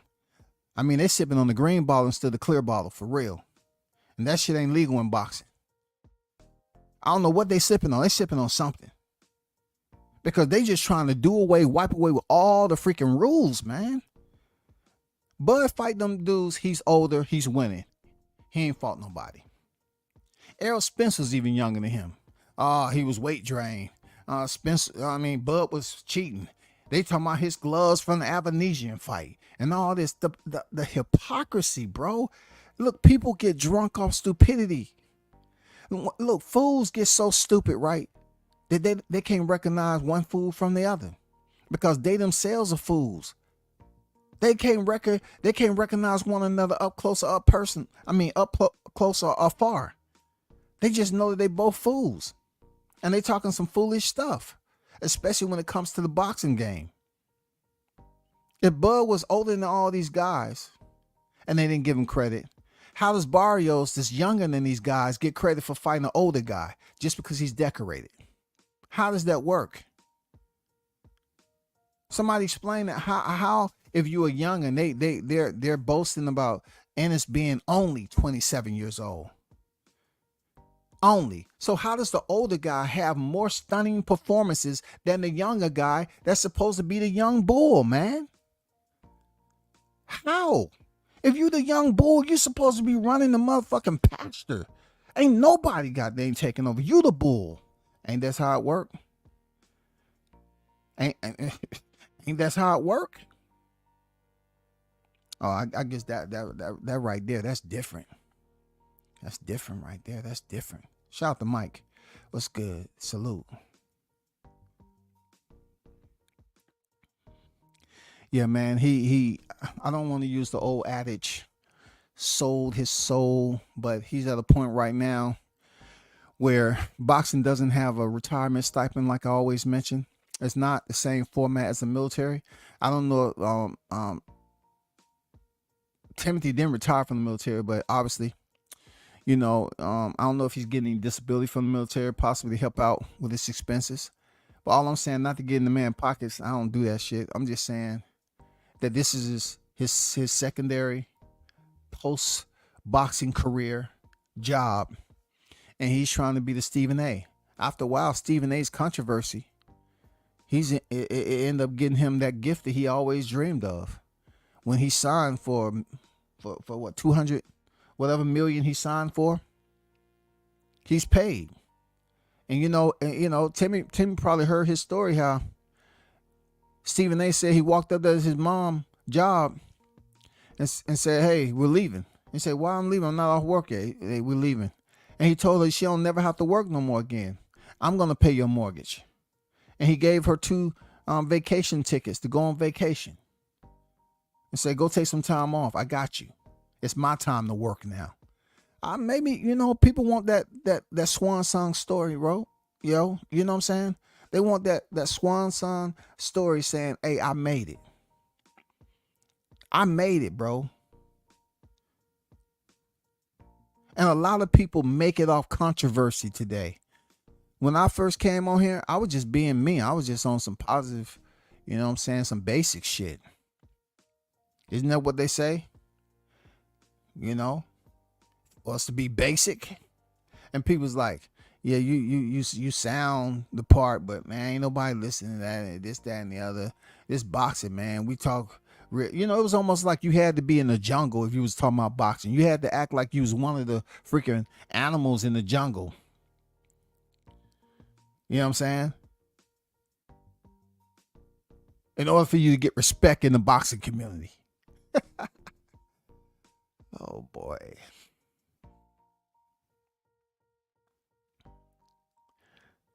We was chopping game on this the other day.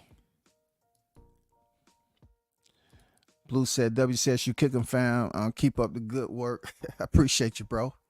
I appreciate you. It comes a time, it's not like every day is gonna be, some topics, get me up more than others. But I'm just saying, like, this whole deal with Timothy Bradley is beyond disbelief that he would even go there. Seriously, it's beyond disbelief. You know what I'm saying? He's trying to act like his restriction This is a complimentary confinement. He wants you to be restricted, to listen to stupidity. And he actually wants you to believe that Ennis did enough to be outweighed by Barrios. Blunt's did make a good point. Yes, he's fighting Pacquiao. Pacquiao's a decorated. That's another name on this record that Boots don't have. But then he goes in there and beat Pacquiao. They're going to say, well, that's not the first time he's been beat. It was a fighter that Errol Spence Jr. fought that had already been in there with Pacquiao. Because Errol Spence was supposed to be the one who fight Pacquiao, but his eye fell apart from McAlooey love. McAlooey was giving him that glove love. Sound like he was popping Orville, goddamn home cooking, lightly salted bag of popcorn. His eye fell apart. He had to get another patch. So therefore, another fighter, Eudenis Ugas, had to step in there and fight who? So he got the draw. I'm not saying the decision. Eudenis Ugas got the draw. You know what I'm saying? He got to draw the cards. And he was able to do it. So therefore, he's already been in there at the welterweight division several times.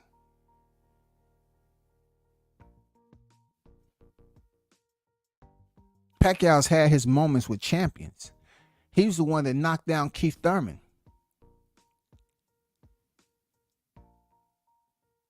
He was the one that knocked down Keith Thurman, bro.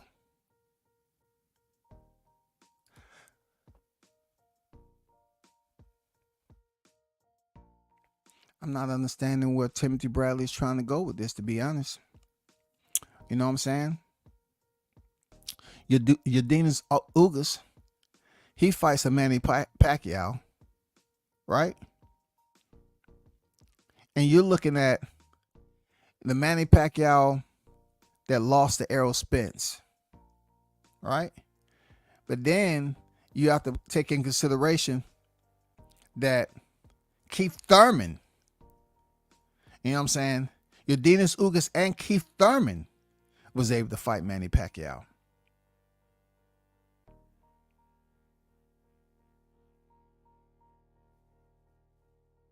Manny Pacquiao, one of the most decorated boxers, over 70 plus fights, 45 years old. He has been in there with champions.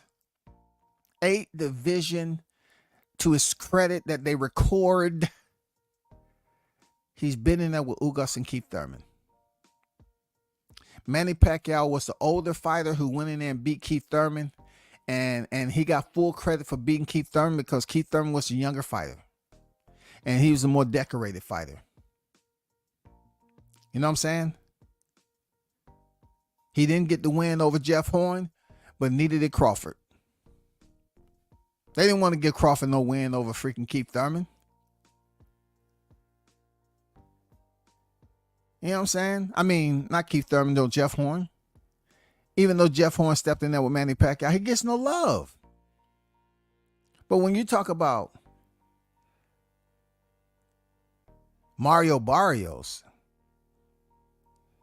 stepping in there with Eudenis Ugas, who's been in there with a Sean Porter.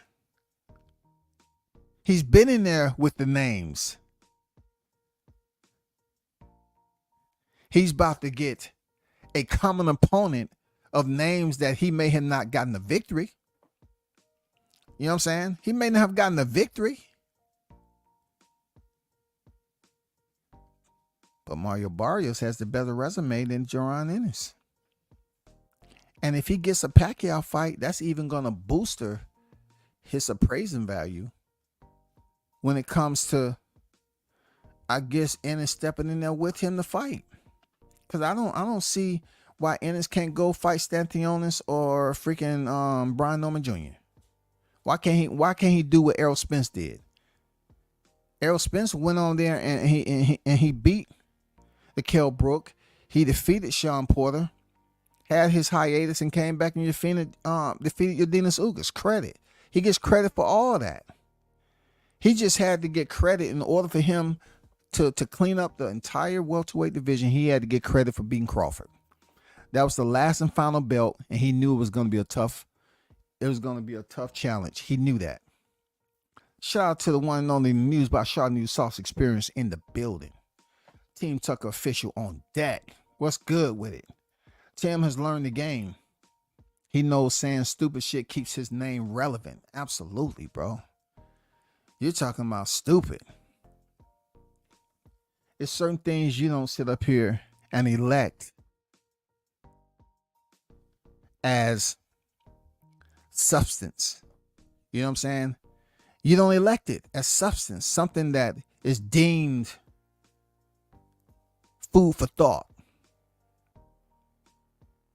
There's no way that we can look at this and it's making headlines and other people are trotting down the YTC streets talking as if this is a relevant topic.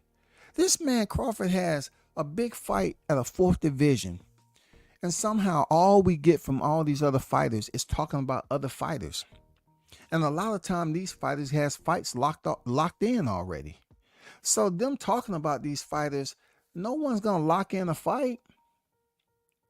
Teofimo Lopez keep talking about freaking Crawford and he's locked into a fight. So then Brian Norman Jr. comes up. Now he's talking about, oh man, that'd be a good fight. Go fight Norman. He's open if that's the fight. That'd be a good fight for Norman to fight a former, you know what I'm saying, undisputed and two-time lineal and all that. Of course, that'd be a good fight for Norman. But also it'd be a good fight for Boots too. Because Boots is on the same quest that his mentor Errol Spence was.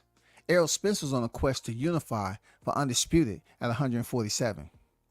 Now Boots has deemed himself to put it on his manifesto, but yet he can't decide to make the itinerary. Every time he gets the call, hey, you want us to start this itinerary for? No, not yet, man. We're gonna wait. See, can we get, fight Avanesian in a rematch or something? Because people up here talking about, you know what I'm saying, they helped me out and everything. I think we're gonna try to get that in a rematch. But there's no reason for you to rematch Avanesian. I know, but the rest of them fights, they're gonna be super tough, man. And, I want to get up to 35-0 before I really start to fight the champions. By then, maybe I can get the big ticket by fighting Crawford up at 154 and try my chances there. So he'll be a 4th division. That'll be almost fighting the Manny Pacquiao that I don't have on my record. How can I find myself qualified fighting Mario Barrios? They say I'm the best, but no, Mario got a better record than me. Yeah.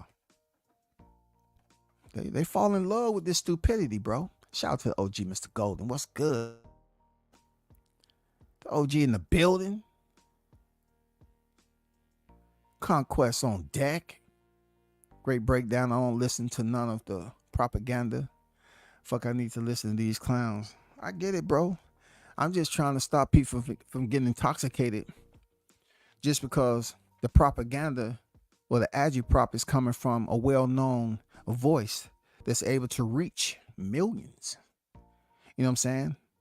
He say he's all about the smoke. He loves when we keep his name in our mouths. And I'm not keeping, name in his mouth in a vindictive type way. I'm just trying to say, damn, I done heard you criticize Tucker for so many things that's incorrect.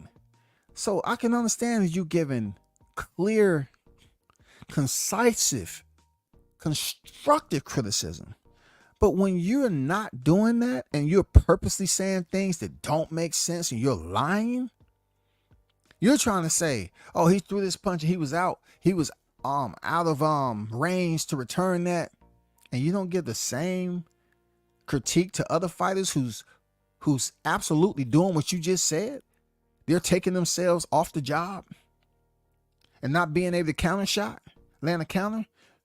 But yet, Jahai, you dog him out, telling people he's about to get the blue ticket and all that. No, bro, you need to apologize. And now you're coming up here, for some reason, you got permission from the Grand Tour, Terrence Crawford, to go up here and say this dumb shit that, oh, he needs Jaron Ennis for his legacy. He beats Jaron Ennis, so that don't improve nothing on his legacy. All it's gonna be is more people talking about, oh, he fought somebody that's deemed they wasn't qualified. That's all he did, y'all. He's not gonna get credit for Boots Ennis because guess what? They're gonna do these live panels and say, well, let's go back to when he fought Avanesian. We seen it right there. We seen it with Korean Chudikin. We seen it took him 10 rounds with Roman Villa. We seen him. If it wasn't a nut shot, it was a headbutt. We seen it with Van Heerden. So he has alternative strikes. He has those other weapons. They deem him the nutcracker. That's what we should call Jaron Ennis now. Not Boots anymore. Jaron Nutcracker Ennis. Because goddamn, he was getting low. Get low, get low, get low. Get low. I mean, we might as well just go on IG and grab a frame of Jaron Ennis. And that shot with him and Ennis with the look on, him and Avanesian, the look on Avanesian's face when he was frowned up. And put the song on, chestnuts roasting on an open fire. Nutcracker Ennis just hit him low and denied. He's Nutcracker right now. How many times you gotta goddamn hit somebody in the nutsack, man, to slow him down, bro? Come on, that's trifling, bro. That's trifling as hell, man. Crawford ain't gonna get no credit for fighting this guy. How can he get credit when Jaron Ennis match it up with all the criteria that they was criticizing Crawford for 147? Nobody's on Crawford's resume at 147. Forget 140-35. No one on Crawford's resume lined up enough credibility for the critics to give him a check mark. Then they were saying that he needs to fight common opponents before he fights Spence because Spence was doing everything he's supposed to. So he fights common opponent Kell Brook, stops him in 4 rounds. Look good doing it. But then they want to go back to Kell Brook eye being broken, right? And they stop and they leave out an intricate part. They say Errol Spence Jr. damaged Kell Brook. But yet, under 8 months, they say Kell Brook was damaged goods. This is after Crawford fight. Kell Brook was already damaged goods from Gennady Golovkin, who under 8 months was denied an extension by Team Spence.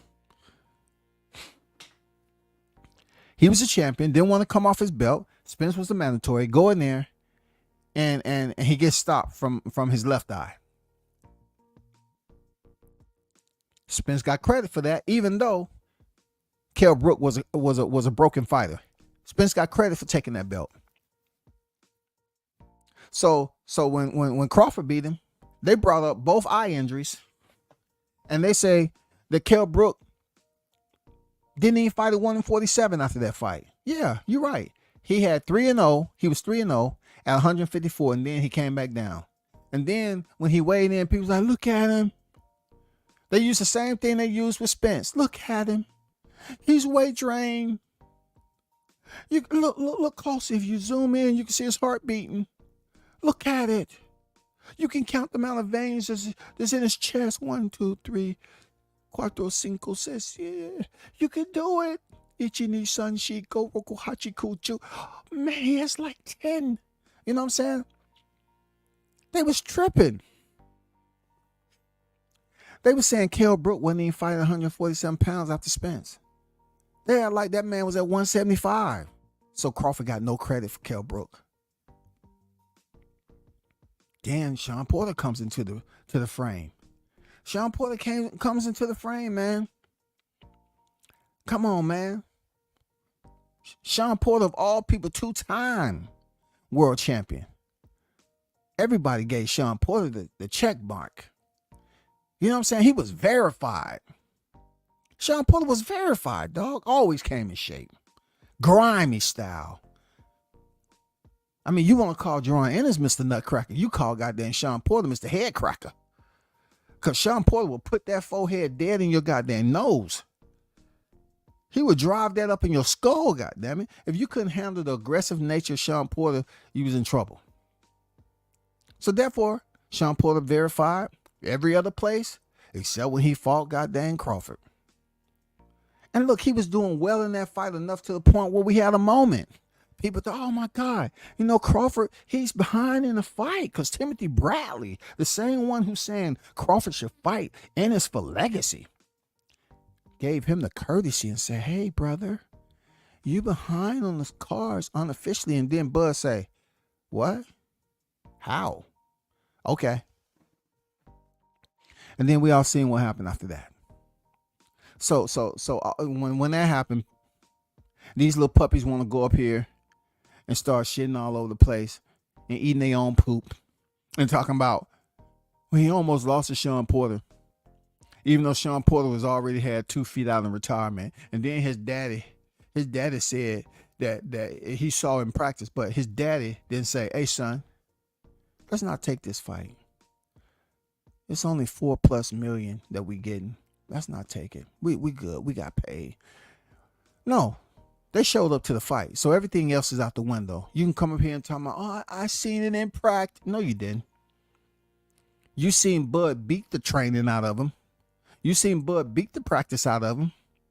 And you seen Sean Porter try to beat whatever the canvas did to him because they was level at that time. He started to take it out on the canvas. You know what I'm saying? He started to take it out. I say, hold up, wait a minute. You got 2 fighters. You got the third man in the ring. And now the canvas has become a part of the fight. I wanted to Sean Porter know that the scorecards is not going to report how many shots he landed on the freaking canvas. That's not going to count. And then the towel came in. You know what I'm saying? So it takes us back to this, as I always say. How does it all fit into making freaking sense? How does it all fit now? Because when he fought 2 champions, he didn't get credit. Jaron Ennis has not beaten a champion in the ring for a belt yet. He has a notification belt. If the format from WBC to WBO, all of them are notification champions, then somebody needs to take over. You just don't get deemed the best fighter in the 147-pound division and you don't have the best resume. In that case, why didn't it happen for Crawford? He had more medals to his jacket of divisional wins and titles and championships and lineal championships, right? But that didn't supersede what Spence had done at 147 pounds. They were saying that Spence picking up 3 belts was much more, when it came to the praising value, much more lucrative for them to say, hey, Errol Spence did more than Crawford, regardless of him being, he beat Kell Brooks. He beat Sean Porter. He beat Dennis Seegers. Look at their resumes. Errol Spence can beat everybody on Crawford. He didn't get no credit until he beat Spence. And you know what, fellas? You trying to tell me Crawford goes in there as a 4-division unified champion and decide to fight Boots Ennis? His dad already said that they're focused on the unifying the 147-pound division. Why is Timothy Bradley up here talking about Crawford needing to fight Boots Ennis at 154? And he hasn't even begun his itinerary yet. Why don't we just wait and see, can he complete his itinerary? If Barrios is set to fight Pacquiao, why don't you go for Stanthionis or Brian Norman Jr.? Leave Crawford alone. He's at a whole nother division. We got Ennis. We got Spence that potentially may, whatever he decide to fight, Sebastian Fundora, bro. Shout out to the GOAT. IOTBA Boxing Talk is in the building. What's good with it, IO? How you feeling, man? He's on deck. Salute to you, bro. Salute to D Young in the building. What's good with it? Salute Toby UK Team Tucker Ambassadors Countdown for the Slime Show, Quebec City, Canada International. Jihad Tucker Canadian debut August 17. Shout out to Electric Boogie himself, man, aka Jihad Tucker, one of the most entertaining fighters in the game. And shout out to his team, man. Shout out to his team. Real talk. And like I always say, shout out to News by Shaw News, one of the hottest out there doing this thing. Not just on the scene, on social media, but off the scene too, man. Salute to you. Keep on stepping. Come say Garcia and Ugas was paid actors. Well, you know, I say definitely DSG. But Ennis Ugas, he was actually landing some punches. He the one who went viral for knocking that mouthpiece out, and Errol Spence said he thought it was his teeth. Now, that connected. That shot connected that conquest. You know what I'm saying? that glove had a conquest. And the conquest was to land a goddamn good shot on Spence. And it did. And Spence went looking because he thought Ugas had knocked out his teeth. So therefore, that's when Lawrence Cole had to step in. And with his palm to Ugas' face, he almost mugged him. Stop! You forget you got paid. The money's already there. Don't mess it up. Ugas said, oh, yeah, you're right. His girl outside, babe, what's wrong with you? I know you want to beat and you become unified, but no, we got the money in the bank already. I already bought the Birkin and everything, man. Chill. Mike, what's good, bro?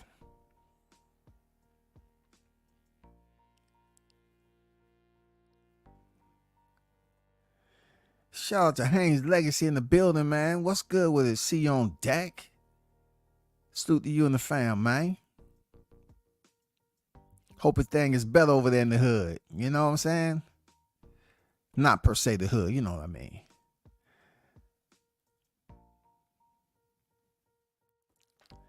I don't even like I'm in traffic this lie. I don't even feel like I'm in traffic. It's lie. Hey man, appreciate it, bro. You know what I'm saying? Every now and then, man, you know, it's topics that I really put effort into. You know what I'm saying? And this is just don't make sense to me. What Timothy Bradley's trying to run game. I seriously think he's just trying to run game on us, bro. You know what I'm saying? He's just trying to run game, real talk.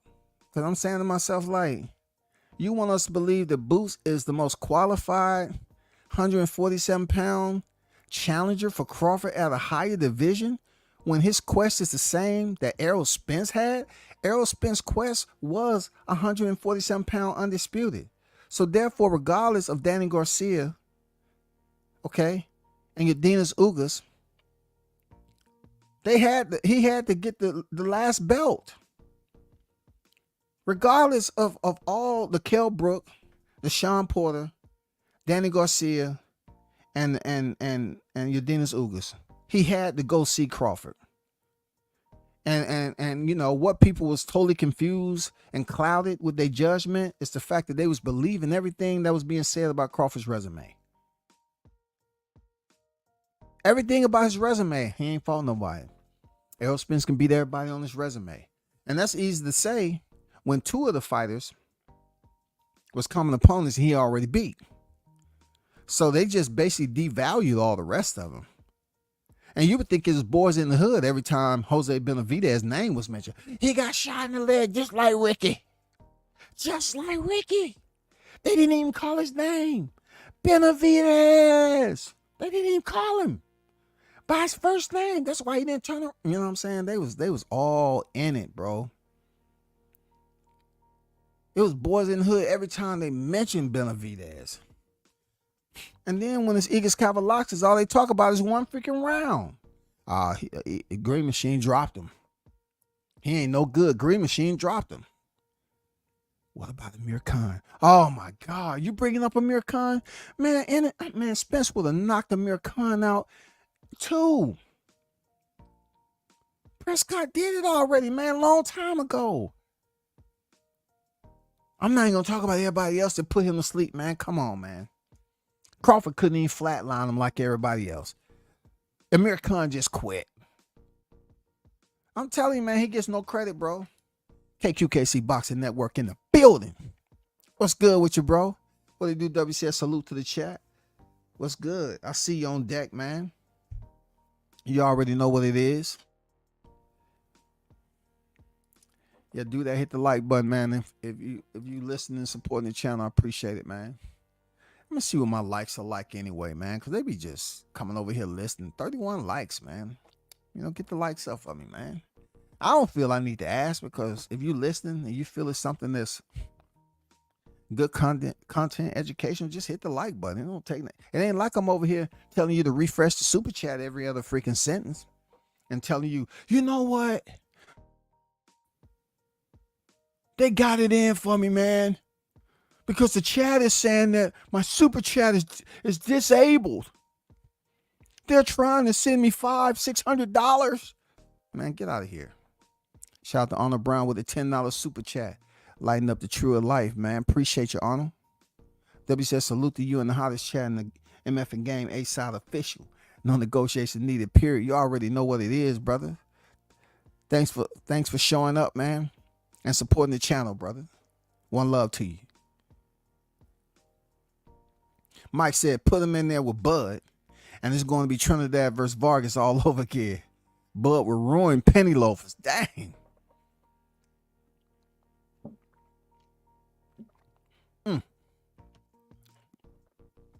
Period. I mean, I'm up here cross-threading. Yeah, no, you said penny loafers. I mean, I'm like, there's no way you should have a Hall of Fame jacket on, and you out here tainting. When Roger Mayweather deemed the term, the acronym, don't know shit about boxing. So you expect us people to talk boxing, and it's been proven in life where certain individuals are able to hold down positions of professional teams now and win championships. But when it comes to boxing, a mano a mano sport, you always hear these boxers, they want to dog the journalists and this community of the YTC. And there's some things to be dogged on the YTC, but don't act like we can't watch and study and learn and educate ourselves and provide a simplistic critique.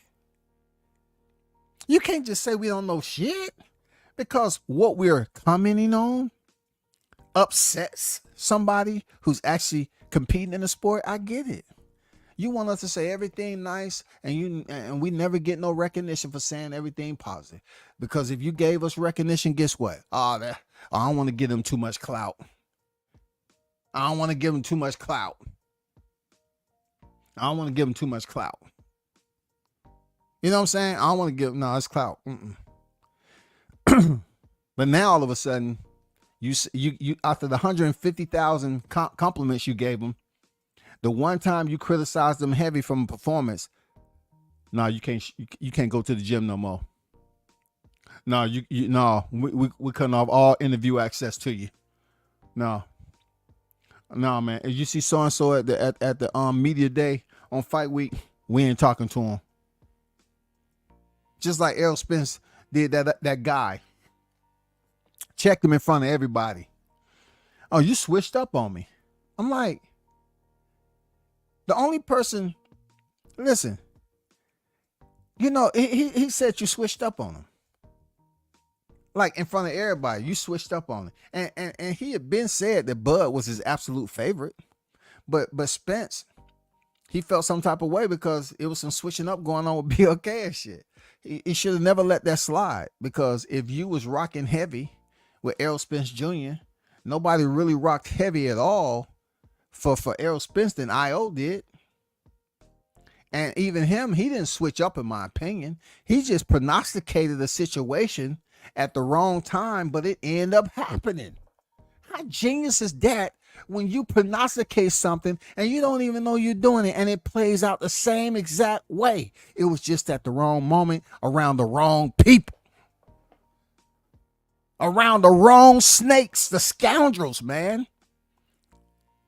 The ones that was really there beside you, that wanted to be in your position, but didn't have the knowledge and the know-it-all to hold that position down. They just wanted to be there and say, hey, man, we next to Errol Spence Jr. My God, what you want us to do, Spence? Why don't you hype me up like I.O. did? I don't really know how to do that. I mean, he was his own person. He had that energy.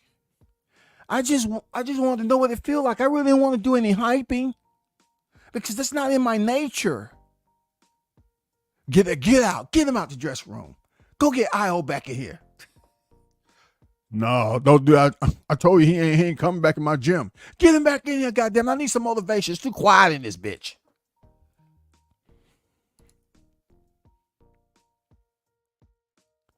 Put him in there with Bud. A shout out to IOTBA Boxing Talk, aka the Spit Bucket Podcast. $5 super chat on deck. Lighting up the tree of life for WCS. I appreciate it. You already know the goat on deck, man. If anybody know them trails and tribulations, you know what I'm saying? It's all about being that fireman. You know what I'm saying? You know who was talking about the fireman, right? Timothy Bradley. You know who was giving you the speech about the fireman, right? So I don't know what you took that fireman speech as. It just seems like you out here trying to just like not put out fires, but you're trying to start them. You're trying to start them. That's all I'm saying. W says, how you doing today? I'm new to boxing, but have watched a lot of past fighters. Okay, what's up? Salute. Appreciate you on deck. You know, pull up at any time. You know, I can't say, get the notifications because they inconsistent. Real talk. I don't have control over a piece of real estate that I'm not the owner of, nor do I have stock or controlling authority. So it's inconsistencies that come with the notifications and especially the super chats. Sometimes the super chats are on and off. Today they're on. You know what I'm saying? Because I'm just trying to find a switch where you can cut it on and keep it on. I'm going to duct tape that bitch, But appreciate you pulling up, man. Shout out to Conquest, man. They hit him with the PBC switcheroo. Oh, yeah. Shout out to Conquest with the $3 super chat, lighting up the tree of life for WCS. I appreciate you, dog. Hard work, man. Appreciate you. One love to you, brother. MKB is in the building. Salute to you. Mountain King Boxing on deck. Andrew Charles in the building. Boots fanatics who are in reality. Former Spencer Holics universally hate Tim Bradley. So I salute Tim Bradley for forcing them to be in a position to agree with him. Well, tell me this, Andrew. I wasn't really speaking about the Spencer Holics or aerosexuals in this case because they really don't have a voice like Timothy Bradley. See, Timothy Bradley, when he get behind the mic, his reach is way out there. And you notice he's pretty much standing out for saying some controversial comments, right? He's enabling negative reactions. That's what he's doing. He's became an enabler by saying things that's entirely critical and not all the time they are warranted, man. He's up here being purposely critical and saying things about certain fighters. And he say, I'm all about the smoke. Like, okay, if Brian Norman's dad, Norman Sr., had approached Timothy Bradley about saying something about his son, which I didn't think was smart, okay? Because they on a mission right now. They got all right? And he was critical. But I'm saying I don't think it was necessary because he was extremely critical of Jahad Tucker too. Jahad Tucker was actually going in there doing what he's supposed to do. And people was boosting him up. Then all of a sudden, an incident happened. Jahad Tucker calls out freaking Xander Zayas at a press conference. And I guess that's the golden child. And they get pissed off. You weren't supposed to do that. And now all of a sudden, Jahad can't do anything right. Every punch he throw is not technique. It's outside the bounds of simplistic boxing technique. He don't know the fundamentals anymore. You know what I'm saying? Every time he's on the inside, he's getting caught, this, that, and the other. Come on.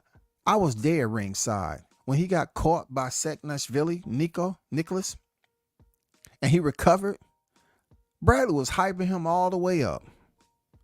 He was hyping him all the way up until Jahad went over there to the camera and said, Xander, come pick your fucking mans up. Oh my God. Why did he go? Oh my God. He said, Xander, come pick your fucking mans up. Ooh, that was hot. That was hot. They say, who did that job? If he wanted us to answer the question, who is Shahar Tucker? Yeah, we're really going to have the fans asking, who is Shahar Tucker? Because then it became Avengers. I'm going to leave it at that, Timothy. You know I ain't lying. Timothy. You just be saying stuff controversially now because it sells. Controversy sells. But, when it comes to boxing, a lot of it fails, bro. There's no value to it. There's no value to it, bro. I mean, what you looking for when you go to the Salvation Army and the Goodwill? You're looking for shit, the cheap shit. That's all. You're not looking for high-end stuff. You're just going there for cheap shit. And when you continue to put the comments, people are gonna look at it, and then they know they listen to some cheap shit, but they're gonna keep on allowing themselves to go there because they think they're getting a discount. Let me listen to what Timothy Bradley said, because I don't believe everything he say, but I'm just gonna spend a little bit and waste my time believing that Jaron Ennis should get the fight with Crawford, and his resume doesn't add up at all. Period. And like I said, I have no smoke with Jaron Ennis and his pops, none of that.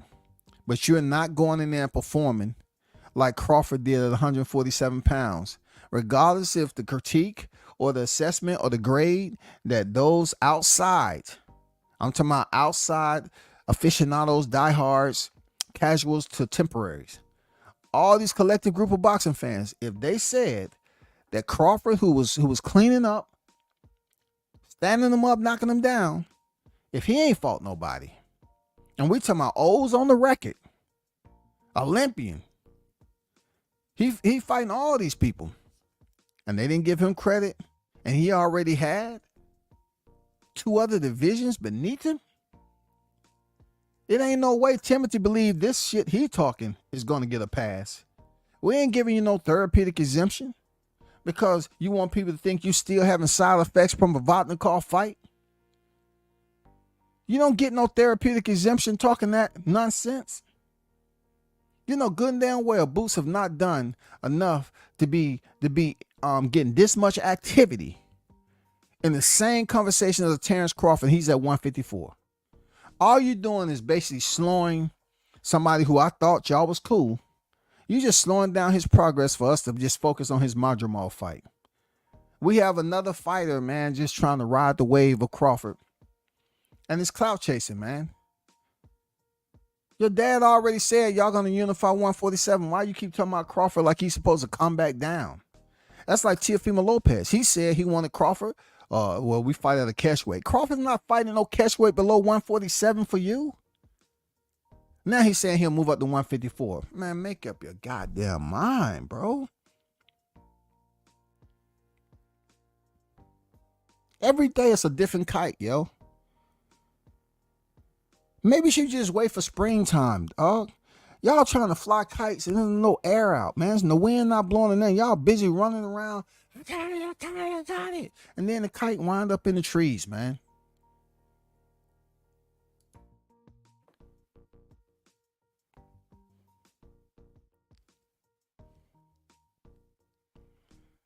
Ennis don't know what the and new sounds like. Man, talk to him, Blunt. Talk to him, bro. Talk to him, man. What? What? What did you say? What did you say? He don't know what the and new sound like. What? Bradley, are you listening? Are you reading? You need to put this the next time you know that your mic is hot. You want Ennis to fight a fighter, and he don't even know what the and new sounds like? All he know what the bell sounds like. Bing! You have mail. Mr. Ennis, you have mail. He's a notification champion, bro. All them cats at 147 pounds right now, notification champion because Crawford was the man. Crawford was the man. He's since moved on. So nobody gets high value except if you're looking at the numbers, you have to check the names out below. And that's where, the elevation, the gap, that's where the gap is between Barrios and Ennis. You know what I'm saying? That's where the gap is. Him and Norman.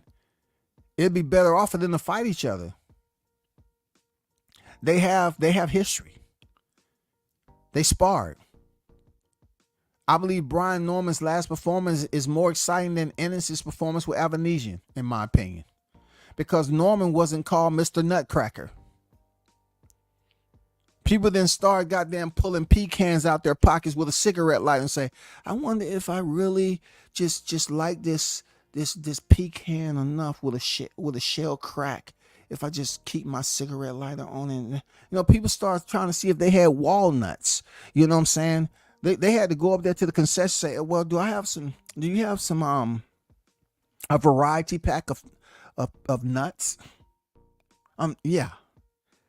It's just all flavors: cashews, walnuts, pecans, pistachios, peanuts, just a whole variety. Sir, I've seen you here several times, but why are you asking that? That's because it just seems like the fighter, what's his name, Boots, he's over there cracking nuts, man. He's over there cracking nuts. That's all he's lowering his elevation. I'm used to seeing this in MMA, level changing, but you don't do that here. And he's level changing and just goddamn trying to test freaking Avanesian's cup. And all we see is nuts falling out. Why? I wasn't expecting this. He don't know what and new sound like, man.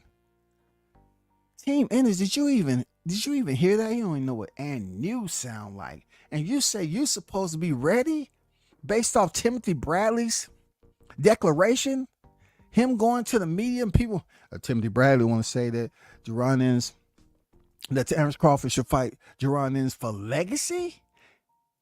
Terrence Crawford beats Ennis. He gets zero credibility just because his man had a 32-0 record. Zero recognition. Zero. To me, it only infects what he has going on right now. The reason why is because Majumov, he does have less experience, but they go off his decorated amateur career, right? And he's undefeated. And, he kind of gets a little bit more credit because he's at a high weight division.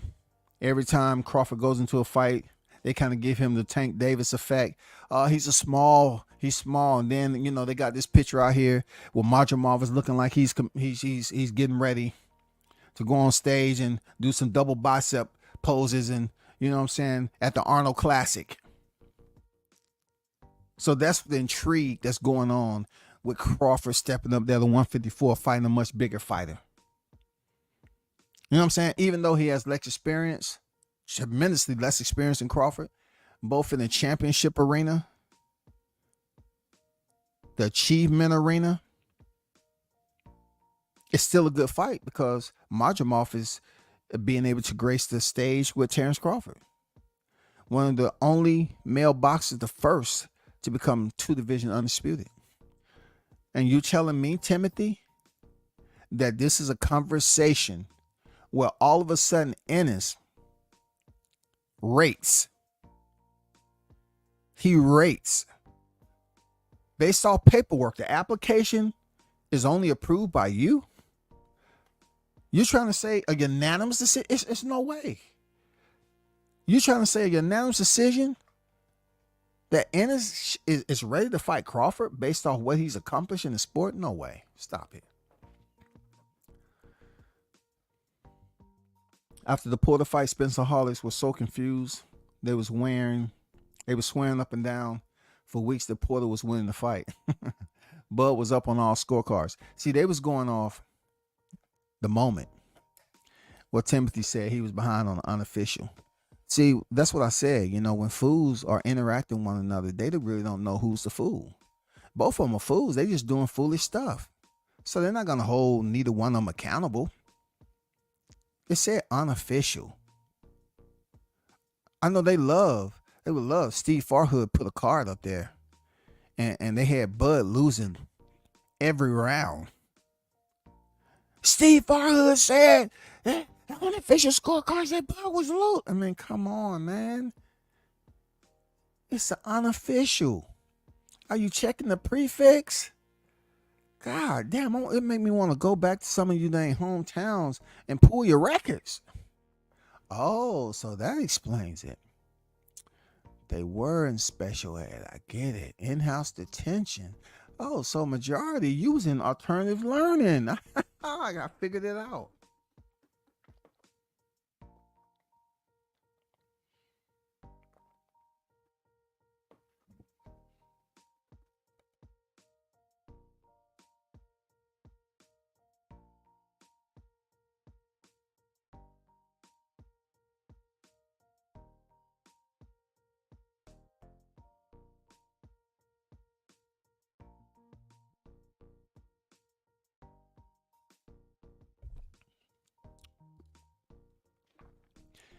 Appreciate it, IO. In my opinion, Espinosa gave the call.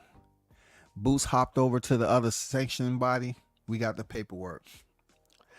Speak to them. Speak to that. Why are we still acting like that don't exist, y'all?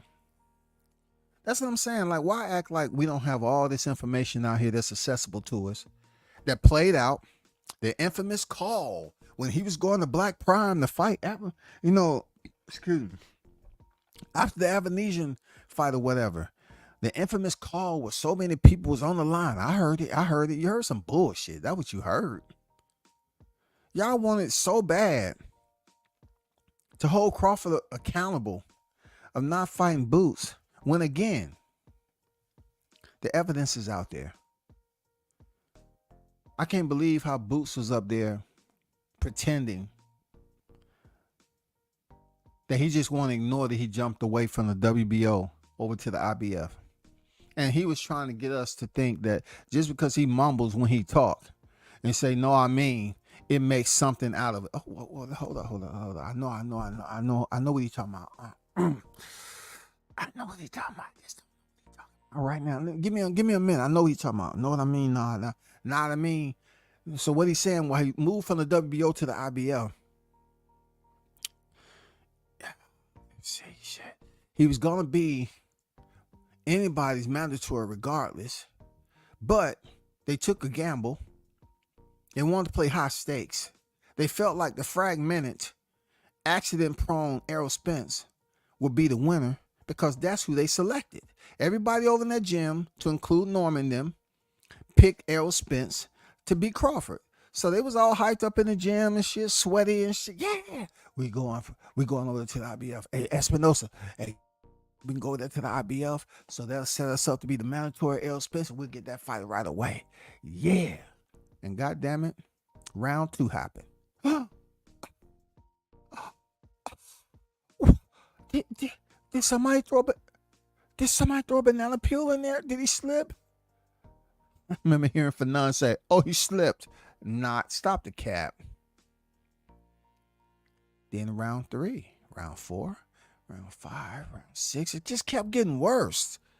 You know what I'm saying? We didn't know what we was looking at. It was almost like we was looking at Gotham City. Like we was looking at a Batman trailer, a new Batman trailer. And he started to make Spence look like he was the Joker, dog.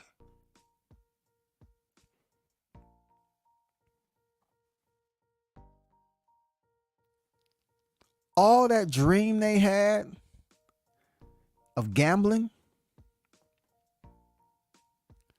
they should have been playing that song. You gotta know when to hold them. They should have folded and stayed their ass in the WBO. You know what I'm saying? You should have knew how to hold them in the WBO. And if that thought of the IBF came up, you get no one to fold them. Because goddamn it, you took a risk. You thought Errol Spence was definitely gonna be the one because he was bigger. And you saw the face off and all that. And you saw how pissed he got when Crawford said he was gonna take off his belt. And Spence said, "Who you? I ain't your fucking kid. You ain't taking the belt. You ain't never seen Moby Dick get caught with a hook and all that." People was buying into it. I took y'all down that road on all the dang shit that was said. Oh my God, man. Just thinking about that moment of history, how one fighter just disbanded a whole entire fan base. I mean, it's just incredible to think about. Unfortunately, I wish we would have had a group of therapists, unqualified or unemployed, but whatever, just on standby to help with these aerosexuals that was in attendance that night. It would have been good. It would have been good that they can get some type of help before they left the arena. That's all. It wouldn't have spread out the way it did. What's going on? Watson on deck. Salute. People be watching in the shadows. Yeah, for sure.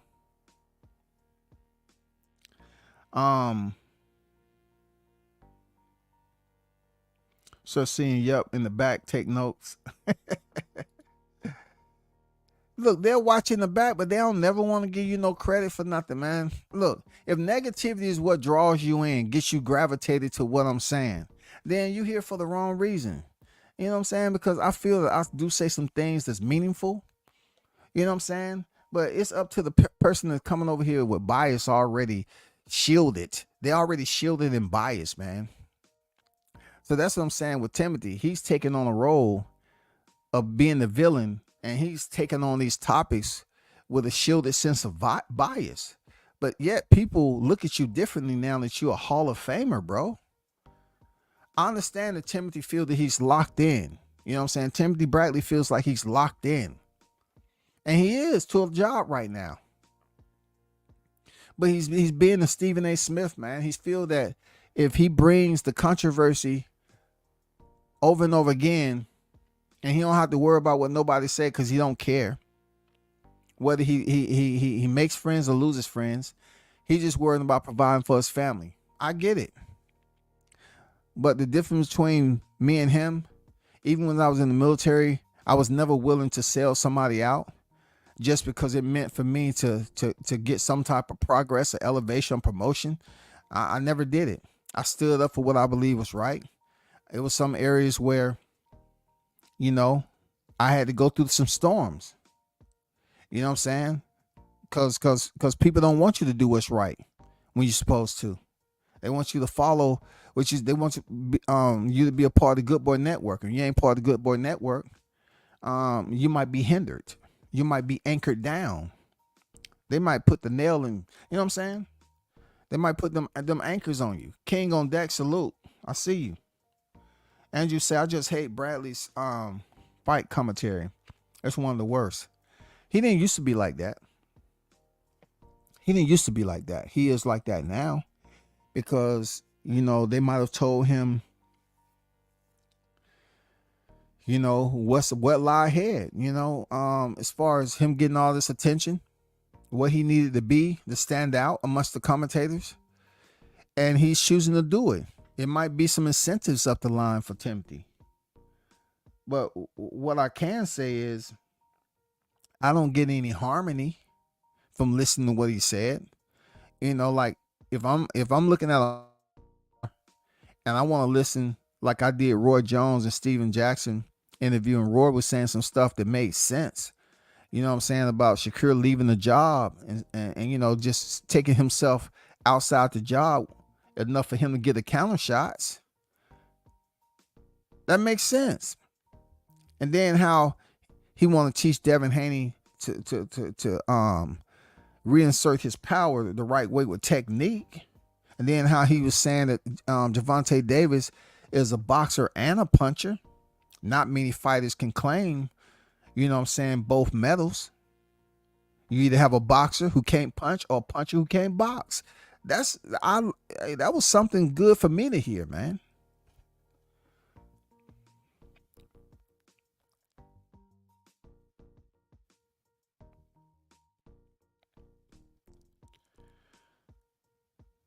Timmy feeling to be in the spotlight telling elite boxers to chase Ennis.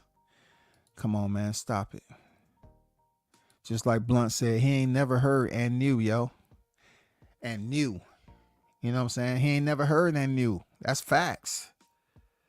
That's facts with a Z, bro. Ennis better call Korean back on, get his dignity back. Crawford not moving back to welterweight for the green boxer. He won't get no credit, MKB. How can he get credit? He's not going to be able to go in there and play around with Crawford like that, nor is Crawford going to give him what he wants by fighting on the inside all the time like that. Everybody's inside game is different, bro. Everybody's infighting is different. Technique is different. Power is different. Avanesian was missing a lot at certain points. And then he was certain points he lit him up. But being able to play around and just move for no reason, like have a purpose in what you're doing. You're going to have a purpose in every move you make while you're in there with Crawford, because that's how he approached the fight, in my opinion. You know, the advice or the instructions that he was getting from Bomac and how he was going out there executing. It's just like Boots is in there just doing his own thing. Like, I don't know if he was even listening to Bozy. I think he was just going in there like it was sparring. He was looking off. He was getting distracted by being at home playing around. Bro, when Crawford take you to the T-Mobile Arena, and you know you have heard my live before, you understand that the massacre has taken place once before. And you yourself have a high percentage of becoming another victim. You're not going to be playing around in there, brother. Because one of the fights that you're going to watch, that you're going to be forced to watch if you ever get the opportunity to step in there with Crawford, is the T-Mobile Massacre Part 1. You're going to have to watch that fight with him and Errol Spence, bro. Because Errol Spence was at a high position than you probably would ever be. He was on the pound-for-pound list for quite some time next to Crawford. Next to Crawford, he was there for an extended amount of time. And you witnessed, because y'all betted on him, Errol Spence. You witnessed what happened to him on that fateful night, July 29, 2023. So whenever you get the opportunity, if you get the opportunity, you know, Sean Porter says it's never going to happen. But if you get the opportunity to step under those lights, they different, bro. It's going to be the different tone in there.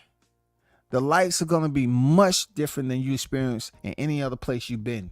I know you've been to Vegas once. You know what I'm saying? I know you've been over there. But you haven't been over there where you graced the square with Terrence Bud Crawford. And you know, all the shit you say out the ring, Timothy Bradley can say what he say. You can continue to act like that you've been looking for Crawford since 2018. Brother.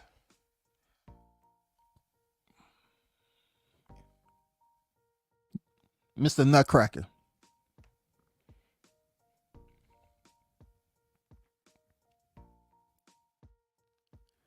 You've been looking for this man since 2018 when you finally stand across the ring, because you go into the ring first.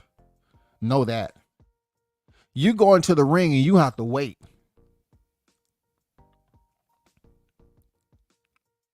You hear me, Ennis? You're going to have to wait. And you're going to have that same feeling that Spence had when he was in there waiting for Crawford. It's a million things going to be running in your head that you ain't done in your career to get you to this point. All the fun and games are over. Trying to canoe in 2 feet of water and wondering why you ain't going nowhere. And say, oh, man, I'm going through the motions. I'm swinging the oars. Now you in deep water, goddammit.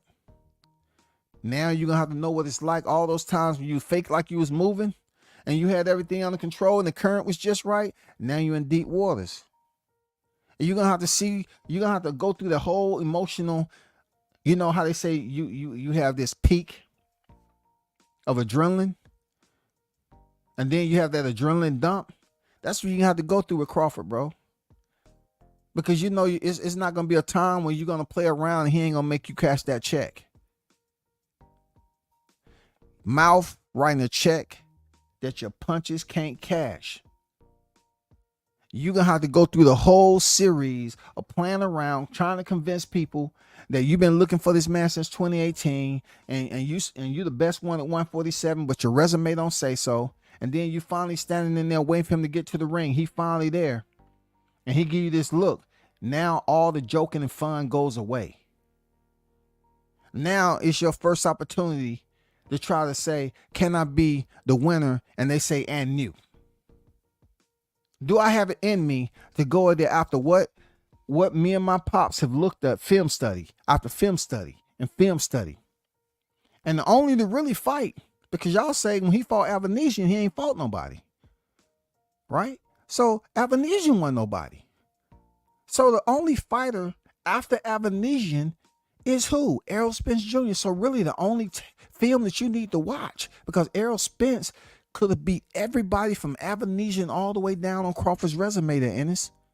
Now the only fighter you have to look at is the one you wanted to fight, and she was hoping and praying that the apostles will come down, that the angels will descend, and the prayer that you kept putting out every freaking night. Please, Father God, help me live up to every expectation that they have of me, Father God, because I'm scared to life. I'm scared as shit. Looked at that goddamn film all day. He beat the shit out of Spence. God damn. Look, I don't know if Bozy would allow you to take the beating that Spence took. First of all, see, you got your father in your corner, Ennis.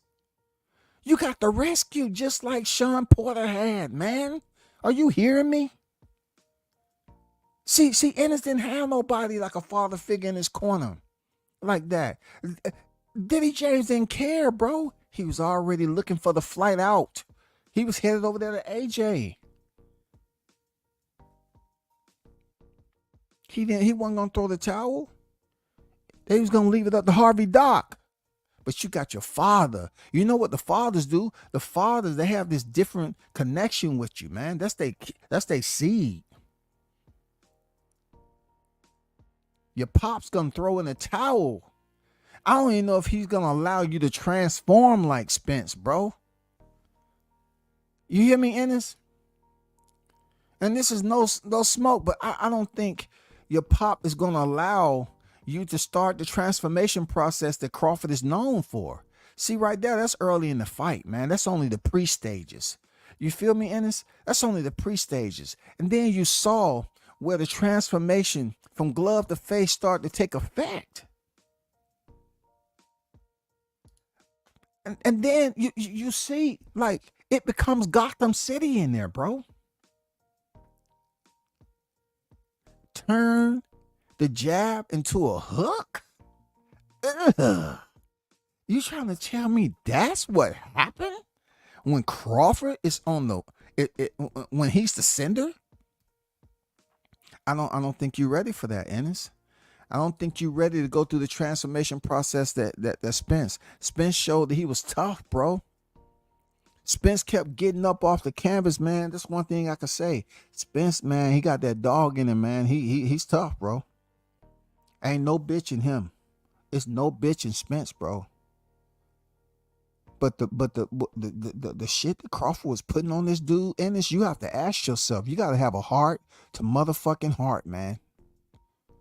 Are you willing to go through the transformation? Are you willing to go through that threshold with Spence? Spence never imagined that Crawford was going to beat him up like that.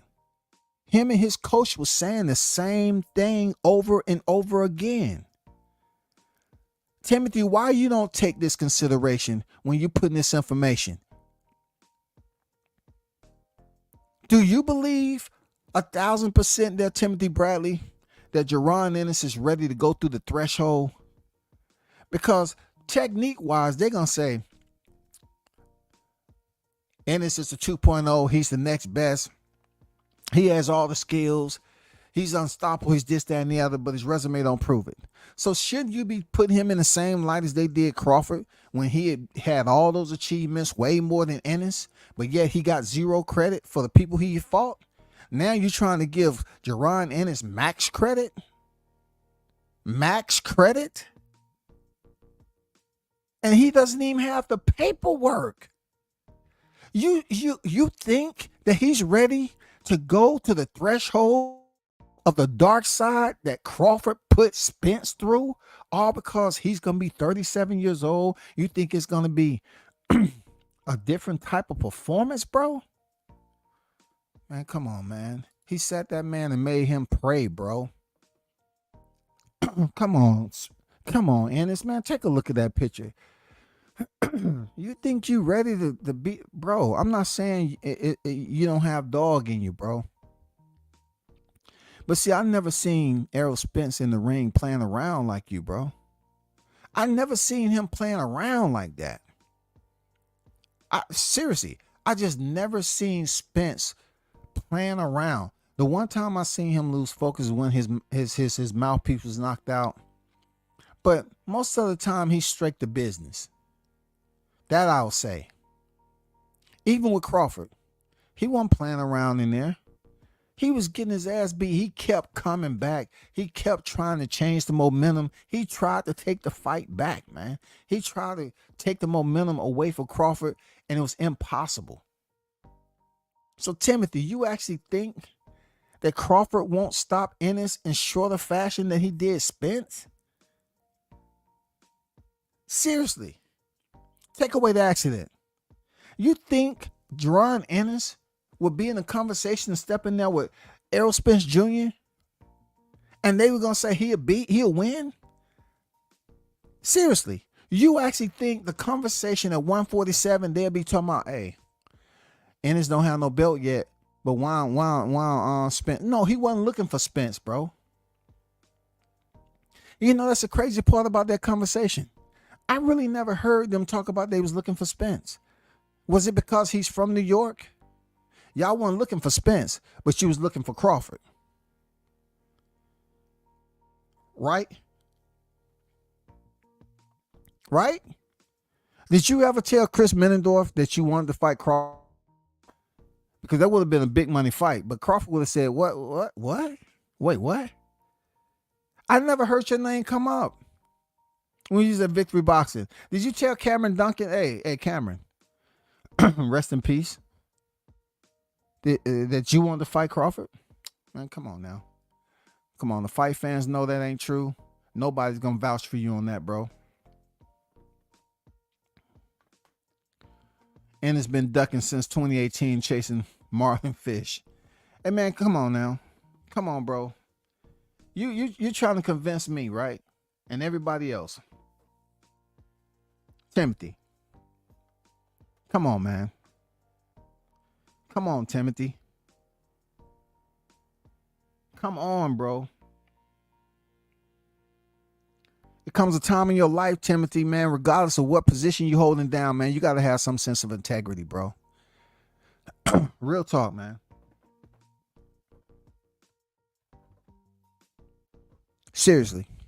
You can't be putting up this agitprop for people to listen to just because you working for a certain, organization. You can't do it, brother.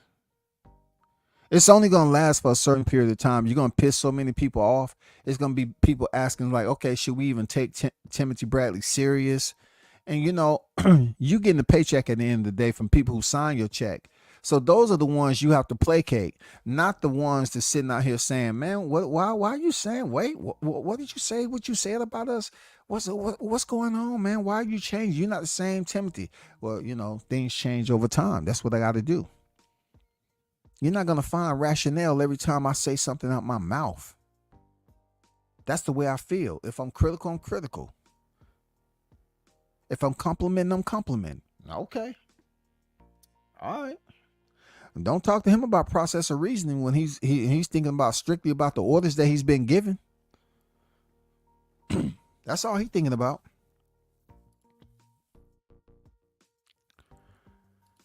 Hank said Tim is trying to stay relevant. I usually like his takes on shit, but pushing a narrative that isn't relevant. I don't know if it's relevance, Hank, because he's employed.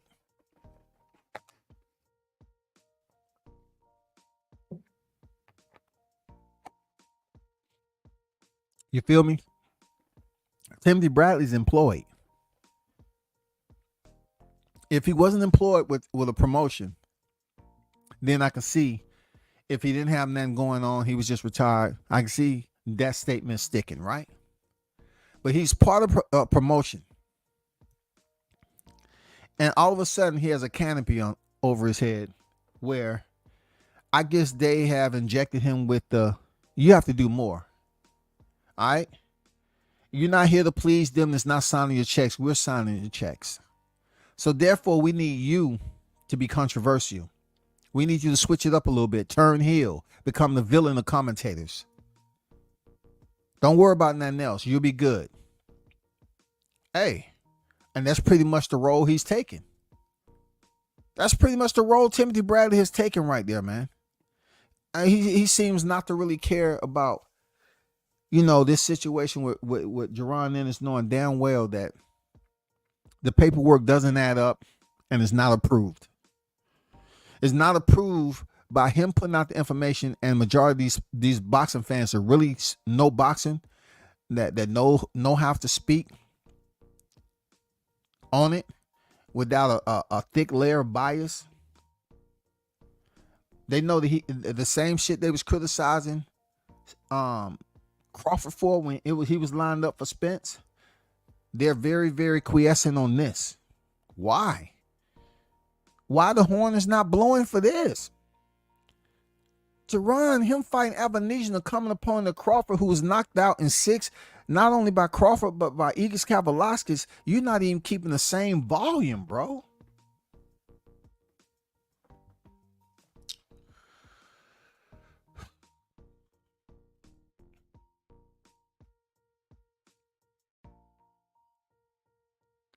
If Boots goes at the 154 and grabs the title, he will fight him.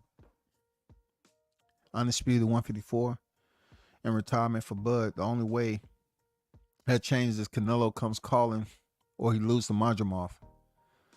Well, him going up, grabbing the title. Let's look at the dynamic of the location and sanctioning bodies that's accessible to Ennis. There's only one. That's the IBF. Crawford's pretty much about to wrap up the WBA and the WBO. To be honest, it ain't no if, it's just when. You know what round? He's beating Madrimov, Thomas. Salute to you being on deck. He's beating Madrimov. And Madrimov looks good on in pictures and photoshopping and his decorated amateur and so forth. But he's losing. Okay? I'm just putting it out there. It's not going to be a shocker, anything that people say, I told you finally Buster Douglas, Mike Tyson, reinvent. No. Madrimov is losing.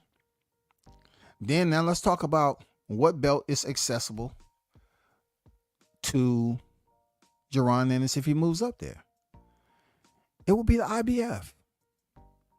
That's it. It will be the IBF. Isn't that the current belt that he's holding? So it will be the IBF. So if that champion want to go up there, he better very well go up there and win the belt. He don't want to go up there. He don't want to have that open door.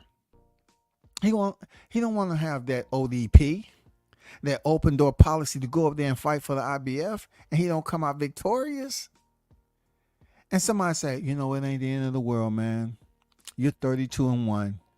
Man, come on. There's been plenty of champions before you that lost. Look at Errol Spence. I'm telling you, bro. I'm telling you. They gonna say, look at Errol Spence. He lost to Terry. It ain't that bad. You can't win them all. You know what I'm saying? I said, okay, I got it, bro.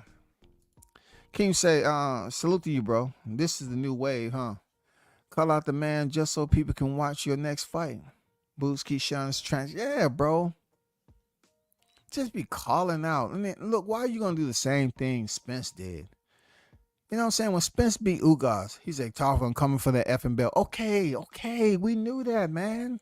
We knew he was next up. For you, Boots, and Crawford's not even in the same area code right now. He's not in area code 147.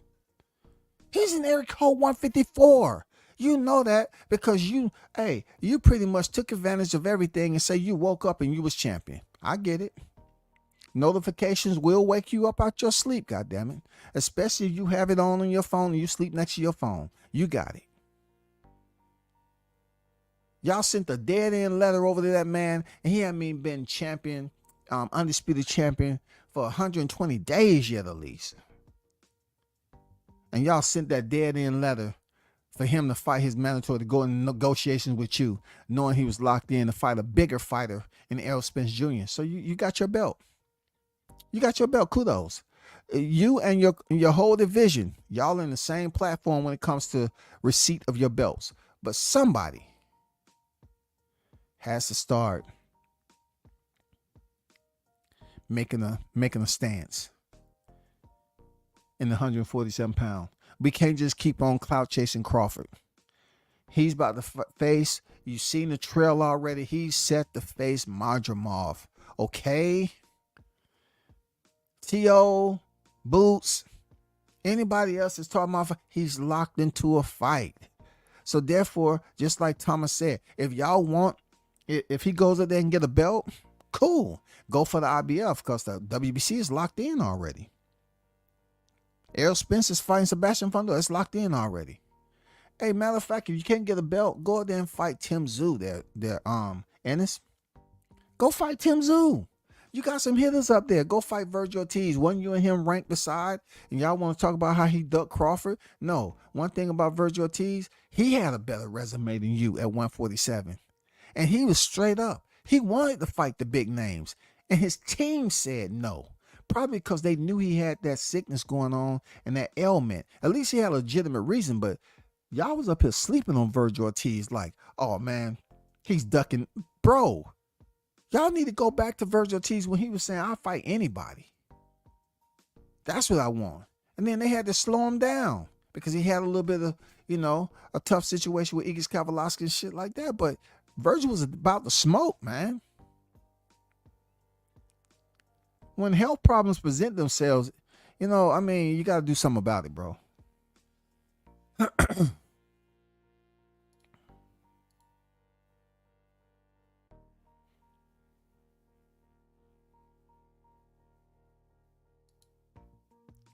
Let me remove this picture because some of the numbers has dropped, and I know there are some people who was tuned in that never wanted to see those pictures again. I get it. It brings up bad memories. You know what I'm saying? When you get your coach looking at you like this, no words need to be said, shawty. But shout out to the hottest chat in the MF and game, y'all. It's been 3 hours, man. God. That's been 3 hours. That went quick. I'm not even feeling my best either. But shout out to y'all. Salute to the hottest chat in the MF and game. Appreciate y'all for pulling up.